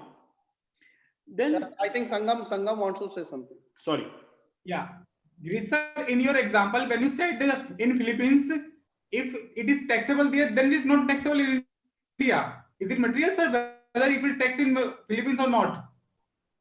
Sir, unmute your mic. Explain that you are having a plant in Philippines, as Avinash pointed out, to manufacture item there. Since you are manufacturing there, you must be paying tax at that plant also. That's a different thing. You are a resident in India, that income will also be included here. But what I'm trying to explain, you have a plant or a branch or something there, and you are paying, you are buying a royalty. That royalty which you are paying for IPR is being used in Philippines and not in India. So that's why I'm saying, even if I'm a resident paying royalty to that person, but that is taken from outside India, used outside India for the purpose of carrying on a business. Therefore, according to me, that should not be taxed in India, as Rohinton rightly pointed out. Whether it is taxable in Philippines or not, it's not material, sir. Is it? So point is, that means you are carrying on a business in the Philippines, then only you are paying, no? Or earning any source in Philippines.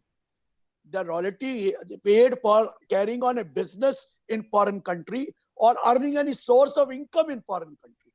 Obviously, when you carry on there you will be liable for tax there also. The source rule, that's what I'm saying. Okay. Am I right, Avinash? Yes, sir.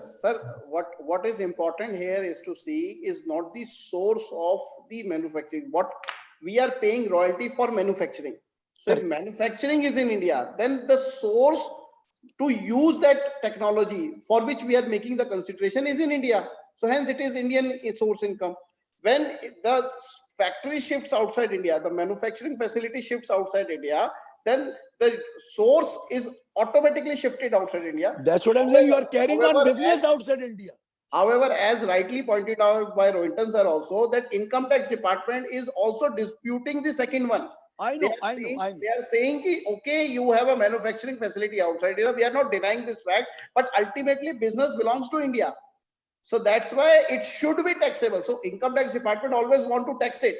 So the point is, when you are carrying on a business outside India, you must be paying tax there also.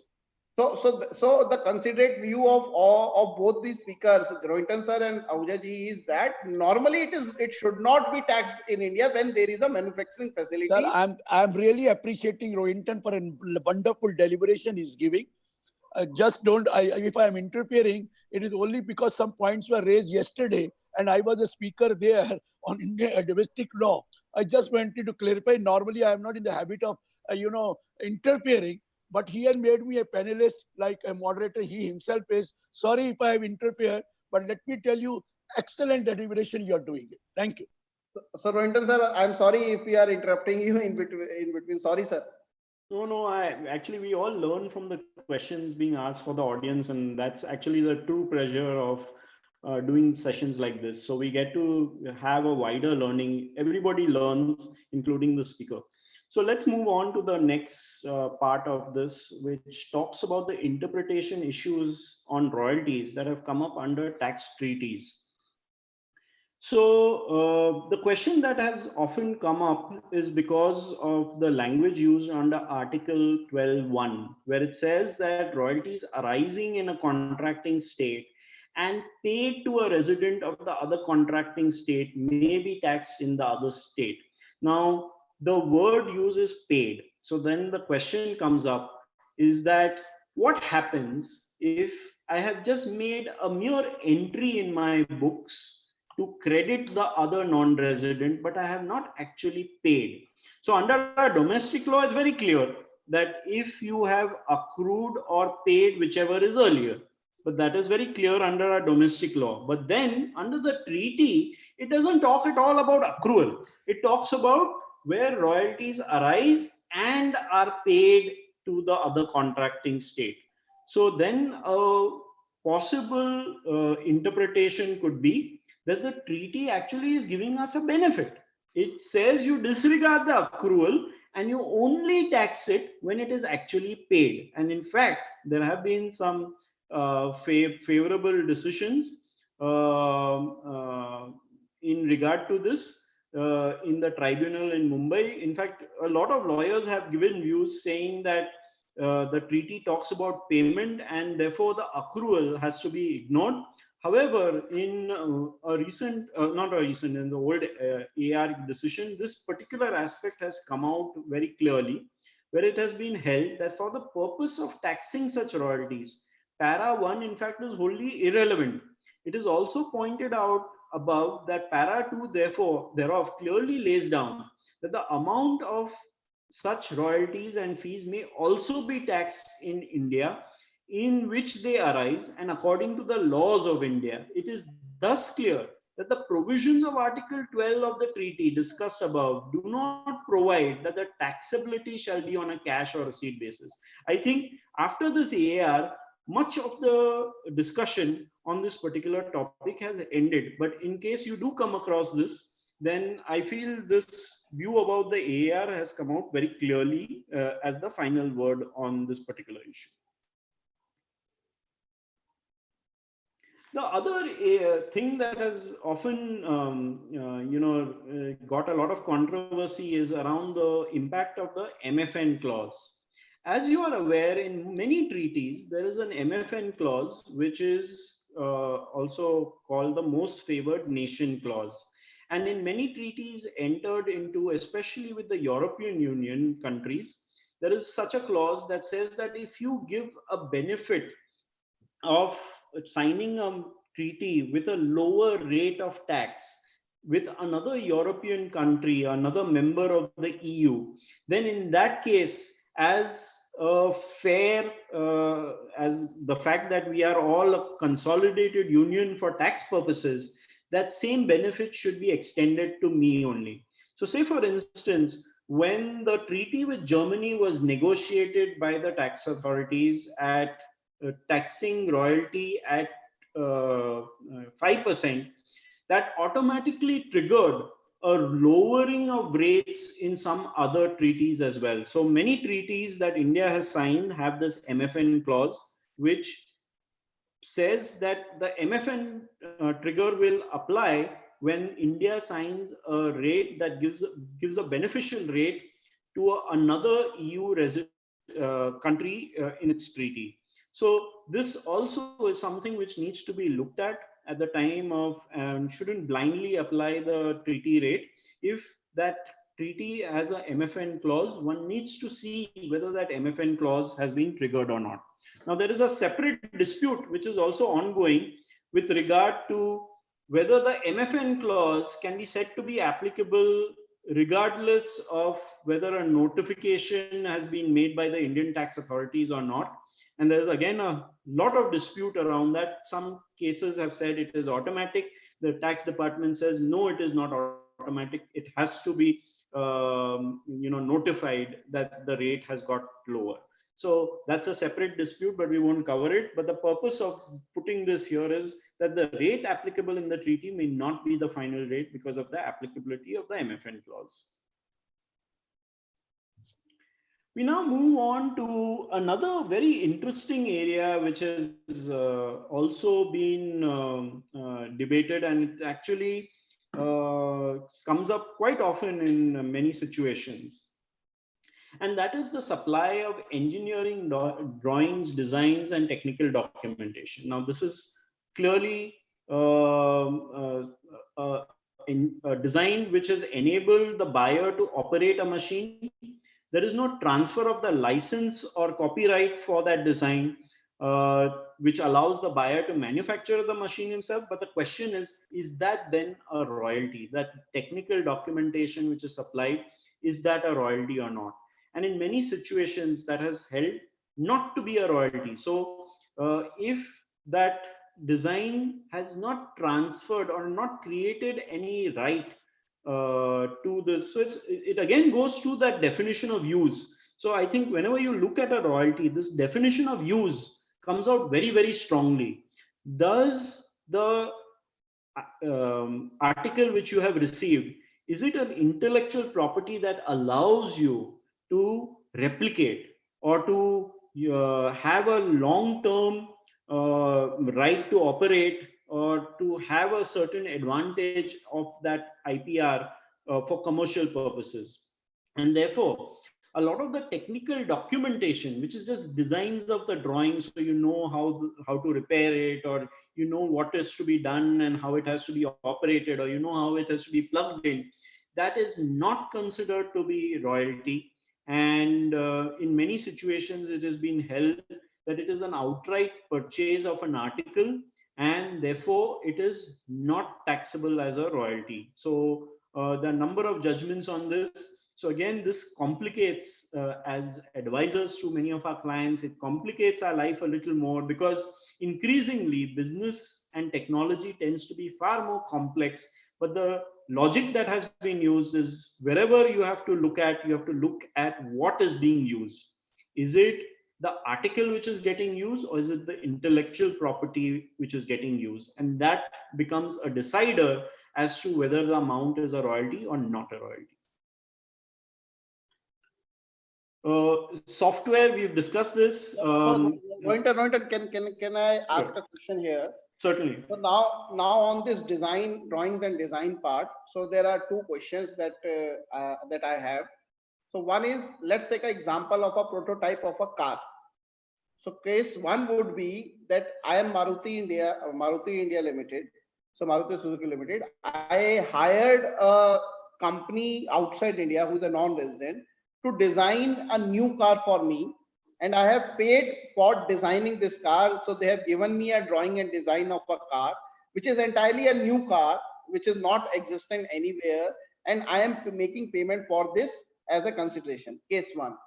Case two is that I, as an Indian company, is taking a prototype of Jaguar car from Jaguar UK or BMW. I want to reproduce a BMW car in India. So I contacted BMW Germany to give me a drawing and design, and I'm making consideration to BMW or Jaguar. So is both the situations same and both are classified as royalty or not? So I think we need to look at what was, so suppose you went and you purchased these designs and drawings that enable you to ultimately manufacture the car. So typically, if it's an outright purchase of those drawings and designs, one might argue that you perhaps made a payment for technical services. Those were technical services, and the output was the design, perhaps. But they are certainly not royalties, because you have contracted for something which you have bought from them, as opposed to, so it's like if I needed to publish a book, I went and purchased the generic copyright for some textbooks from NCRT. I made them a one-time payment, and I started publishing those books. The question is that a royalty or it's not a royalty? So it depends on whether it is an outright purchase or whether it is the continued use of the copyright. Now, some of these situations can be very gray. It is possible that in those sort of cases, it could be also a little bit of mixed situations as well. But these cases have consistently held that the purchase outright of documentation, even though it might have some technical knowledge in it, does not amount to be a royalty.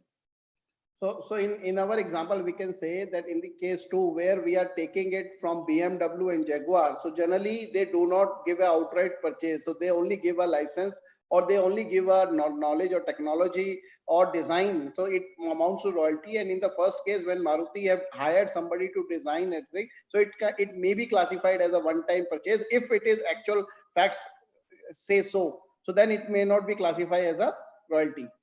Correct. It's very difficult to come out with black and white examples, Avinash. Many times these are far more complex than what we make them sound to be. But yes, the type of example you gave very much illustrates the examples that are there on the slide.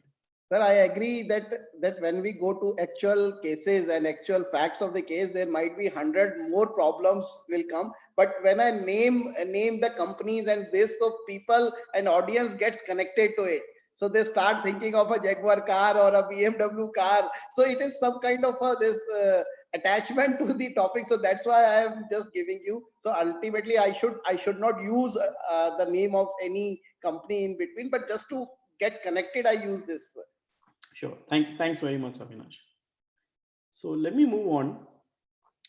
We're now talking a little more about software, and under the Copyright Act, there is the meaning of copyright which is put in, which is the exclusive right in respect of a work to reproduce, issue copies, perform in public, make translation, etc.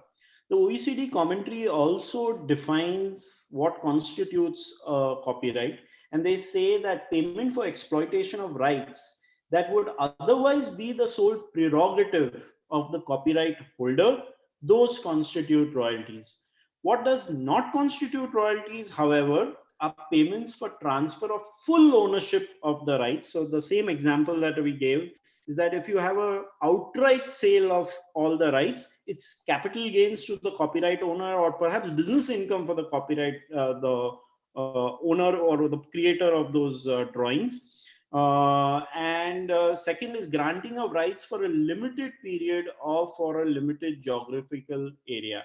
So there they have held not to constitute a royalty. The last sentence is there in the OECD commentary. Now it's debatable as to how they can restrict it like this, but to my mind, I don't think this exception applies for us with Indian jurisprudence, that even if it is for a limited period or for a limited geographical area, it can still constitute a royalty, because we have those situations. So say for instance, and now since you've been taking names, I'll use a name. So say for the restaurant Pin Baluchi or Haldirams, there is a franchise given for the UAE operations that could potentially lead to a royalty. There are also situations where certain brands might be licensed for a limited period or for a limited geographical area. Like for instance, say the brand is Mickey Mouse is licensed to Bombay Dyeing to put on its bed sheets, but only in Mumbai, not anywhere else. To my mind, again, there it would constitute a royalty, but the OECD commentary does a carve out for limited period or for limited geographical areas. Now, what constitutes royalty ultimately for when it's a software?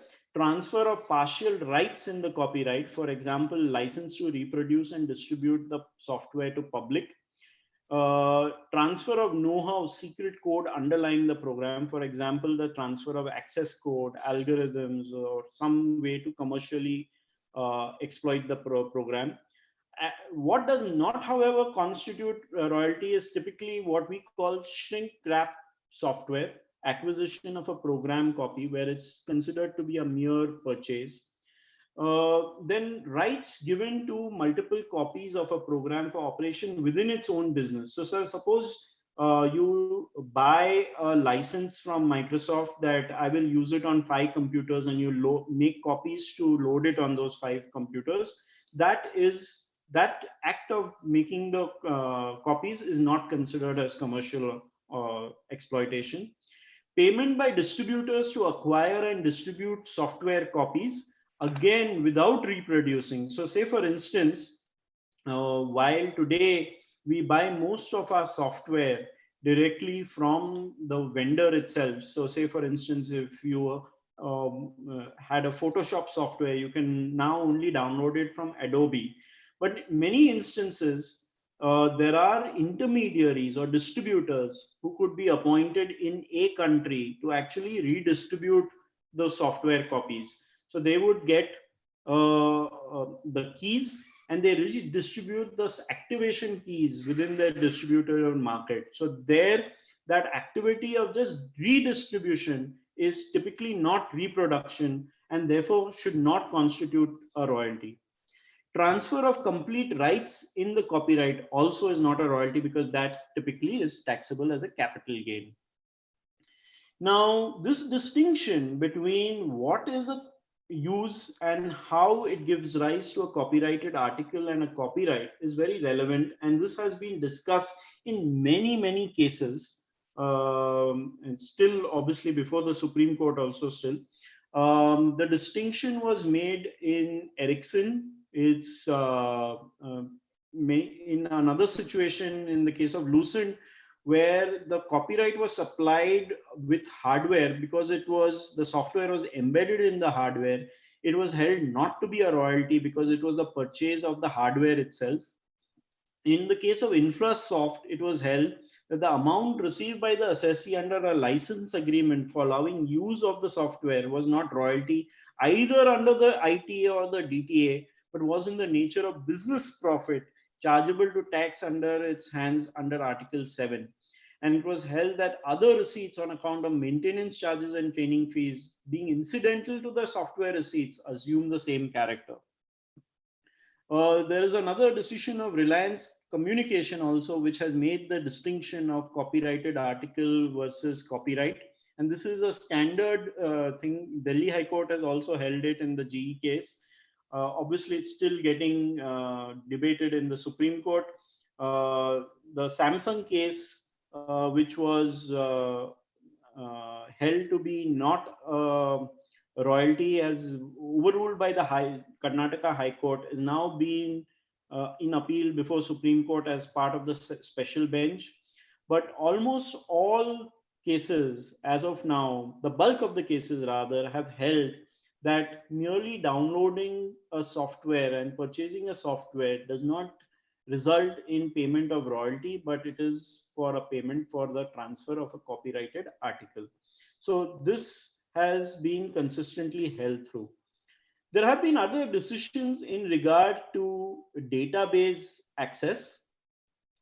And in those cases also where the data is standard data and the access has been provided to that data, it has been held not to be a royalty. We already talked about the Dun and Bradstreet judgment, but there are many judgments where they have held that this access to certain materials would not amount to be a royalty. Now, the question that comes after all of this is that while the intention is to tax these outflows from source countries on a gross basis as royalties, it seems more and more that it is possible to structure some of these payments in such a way that they are neither a royalty and hence nor a fee for technical service and hence cannot be taxed. And many times actually the supply chains, especially of large software companies, are set up to take advantage of this situation. Obviously, India wants to combat this situation because it is definitely eroding our tax base.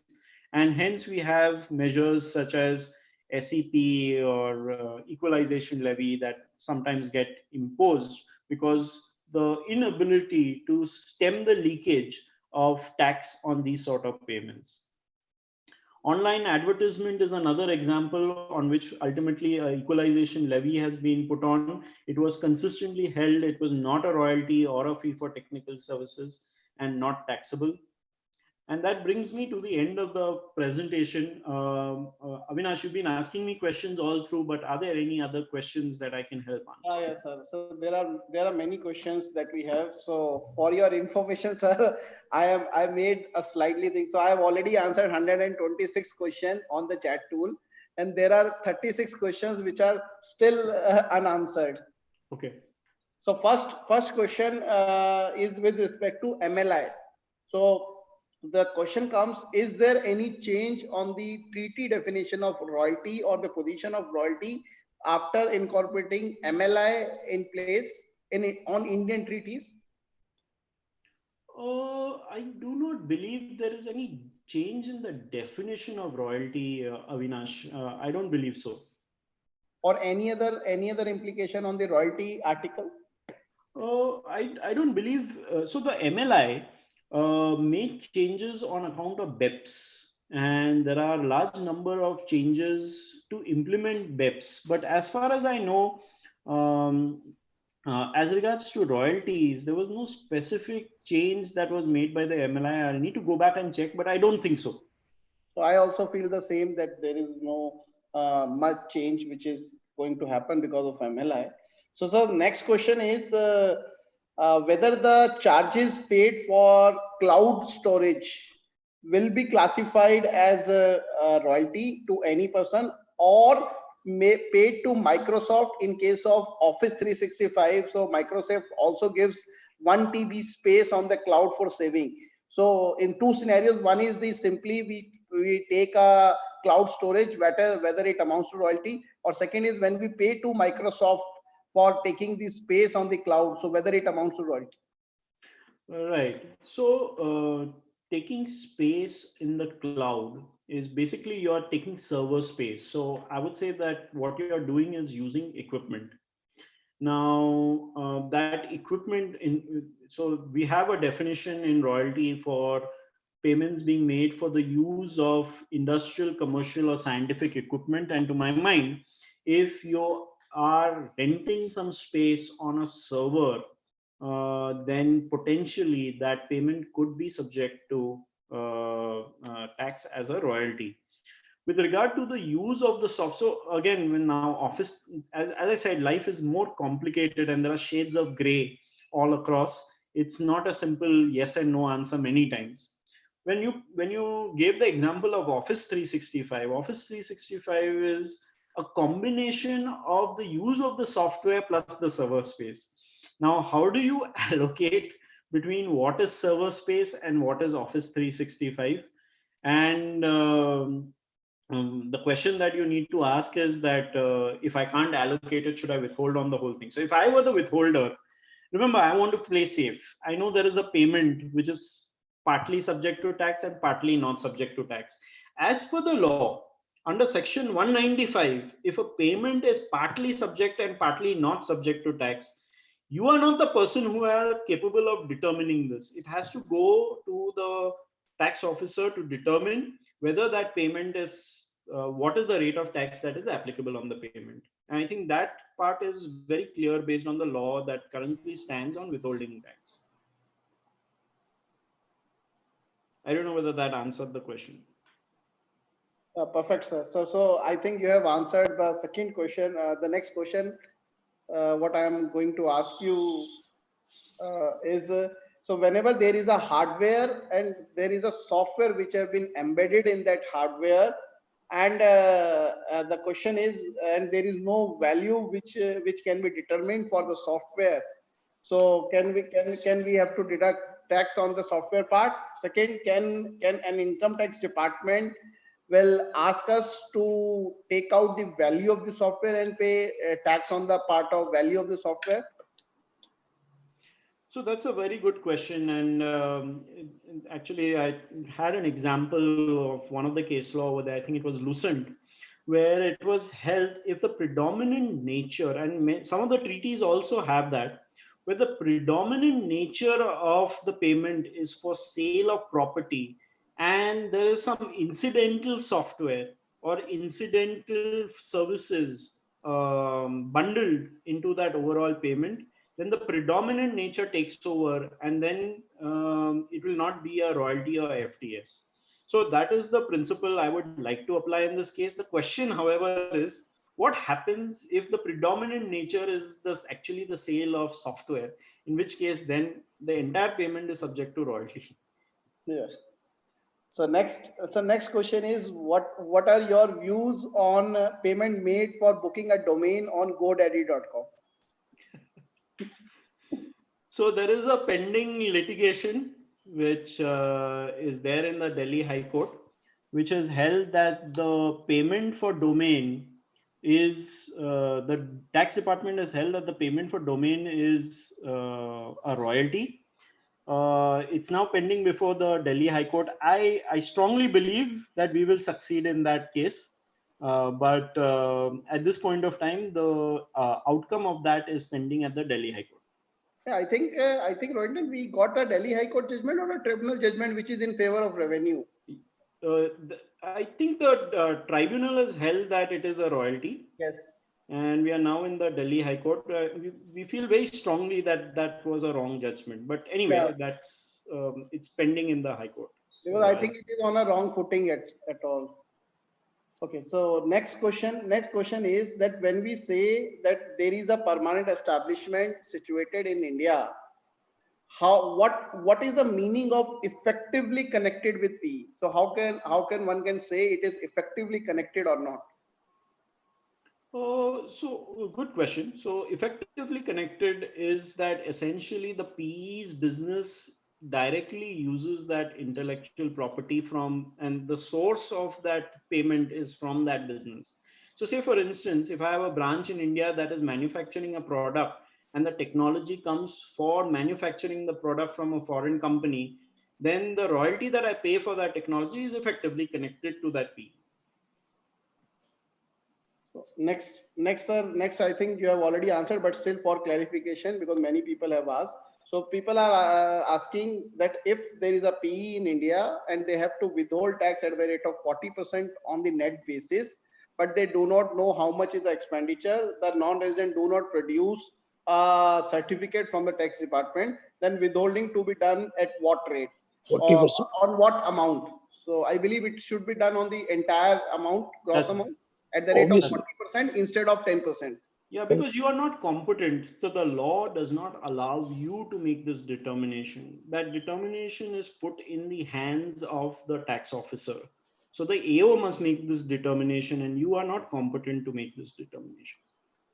So next question is about access right people are getting for accessing the online databases.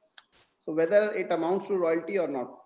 So we've covered some of that. Most of the online databases that you have access to, the courts have consistently held that payments are not in the nature of royalty. Okay. So next is a very common question what people have. So if they have taken a SMS service from a non-resident, or they have taken as a bulk mail services from the non-resident, whether that amounts to royalty or not. So what do you mean by a bulk mail service? So they have taken a software through which, like MailChimp and all, they take some monthly money to allow you to send bulk mails to the recipient. So you can send 1 lakh mail in 1 minute, or 2 lakh mail in 1 minute, or you can send bulk SMS of 20,000, 30,000, 1 lakh people directly from the software. So they are charging money for the same. So whether it amounts to royalty or not.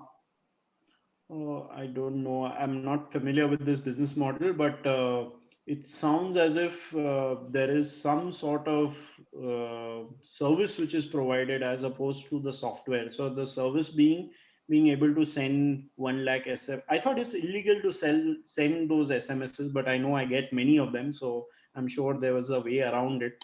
But it sounds more like a service rather than a license, isn't it? Sir, all political people send SMSs. Sir, I think Girishji wants to add something. I just want to say that in this case, if it is not royalty, then it will come under equalization levy, which has started from 1st April 2020. Because of this provision of services, that will come, will be liable for equalization levy at the rate of 2%. Because of e-commerce. E-commerce, yes. Sure. Okay. Oh, sir, some people want a clarification with example on copyright and copyrighted article. So I gave that example in the beginning of my presentation. So the book is clearly a copyrighted article. The actual ownership of the copyright lies with the author, and that is the copyright. And the book which is published is the copyrighted article. Oh, okay, sir. I think we have covered most of the common queries that has been asked today. The smaller queries I have already replied on your behalf to the participant. So with this, I think we can end today's session. If any of our audience have any query, we can take up. Can anybody send us a query? Sure. So I think it is okay. So I'll hand over to Sangamji. So, Grisi, you want to say something? No, thank you very much. I just wanted to tell them very good. It's an excellent deliberation given by Rohinton. That's all. Thank you, sir. I have understood many things, because you can learn from anyone. And I have learned today exact version of royalty. There had been a lot of confusion. Still it is there. But I have many doubts have been solved by him. Thank you. Sir, we got 193 queries till now. Okay. Thank you. Thank you, Rohinton ji. Thank you, Girish sir. Thank you, Avinash ji. Number of queries generally justify how the people are interacting with the person who's giving his presentation. So as much as query we are getting, that means people are very much interactive with the session. So I should appreciate the session, and really, sir, session was very beautiful, and we understand everything you explained in very in deep manner. So we are very grateful, and thanks to for coming on this platform and share your knowledge with all the members. I would like to add some more information about this fact, friends. And we have taken more than 7,500. So, friend, me, myself, Deepak Gupta, conducted, including today's webinar, it's 90th seminar, and more than 7,500 participants already joined our different webinars. So, friend, thank you very much for joining with us for this webinar. And friend, tomorrow we have a session on fees for technical survey by CA Sharma and CA Prakash. I request you to kindly join. Hello. Anji Deepak ji. हाँ, so I think संगम जी को सुन नहीं पा रहे, उनकी आवाज नहीं आ पा रही है, तो कॉल ड्रॉप हो गई शायद उनकी. No, so tomorrow, Sangam ji is talking about tomorrow. So tomorrow we have a session on taxation technical services. This is being taken by CA Sachin Sinha and CA Prakash Sinha ji. And tomorrow again we have a same interactive session in which in between also I will pose questions to the speaker to make it more interesting and interactive as much as possible, and we'll keep replying your queries. The only request that I have from all the participants is, sir, please do not ask any question which relates to a past lecture. So let us go in the flow of the topic itself. So today also I got many queries about what would be the taxability of capital gain, what is the tax system, etc., etc. My request is you can always take those queries in person on my WhatsApp, and I have replied more than 200 queries from my WhatsApp also during the daytime also. So all the queries which do not pertain to the topic, please ask me on my WhatsApp. On the chat tool, what you have, please ask only the queries relating to the topic which is going on in the class.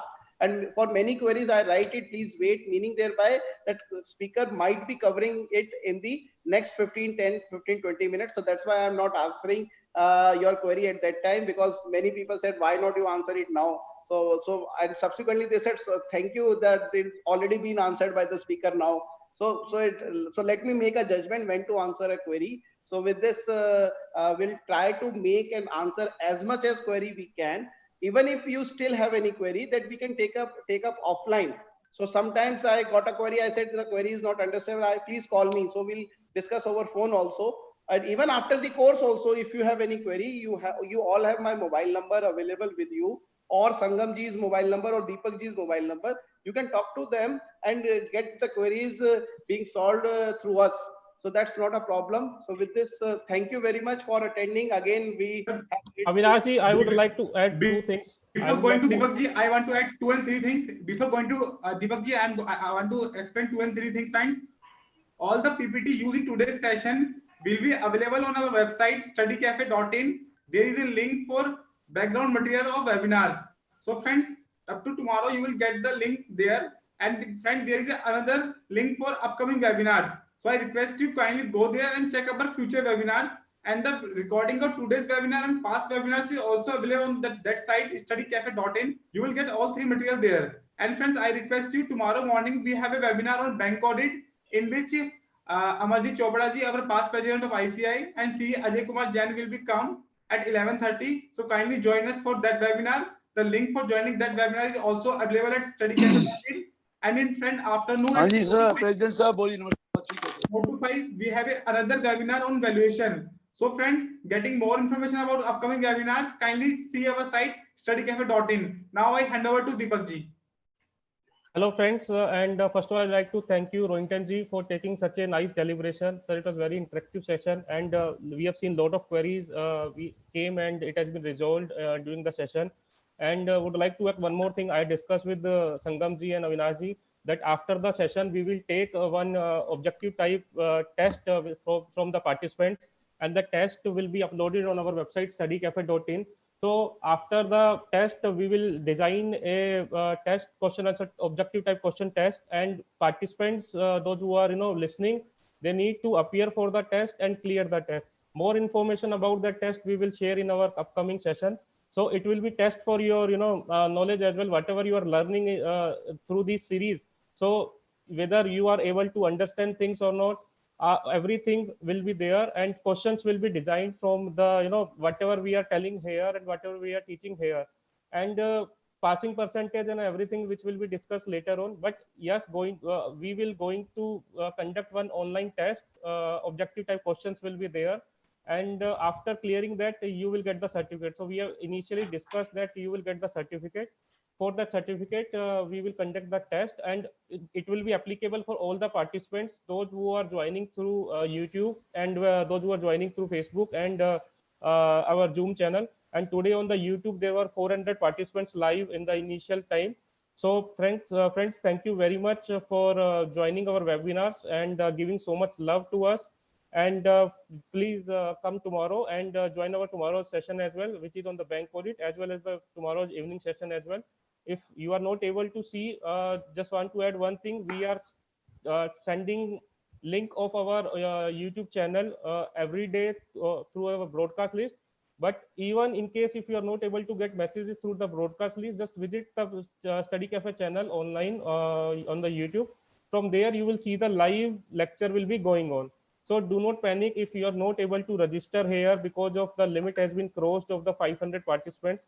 We have the limit of 500 participants, which we cannot increase right now. So you can bear with us, and just visit YouTube. There it will be live, and you will be able to see the our channel, our webinar live there. Thank you very much. Thank you, Rohinton sir, once again. Thank you, Avinash, for taking such an effort and giving so much time, because without your support, this activity would not be possible. So once again, thank you very much for Avinash. Kudos, Avinash. Thank you.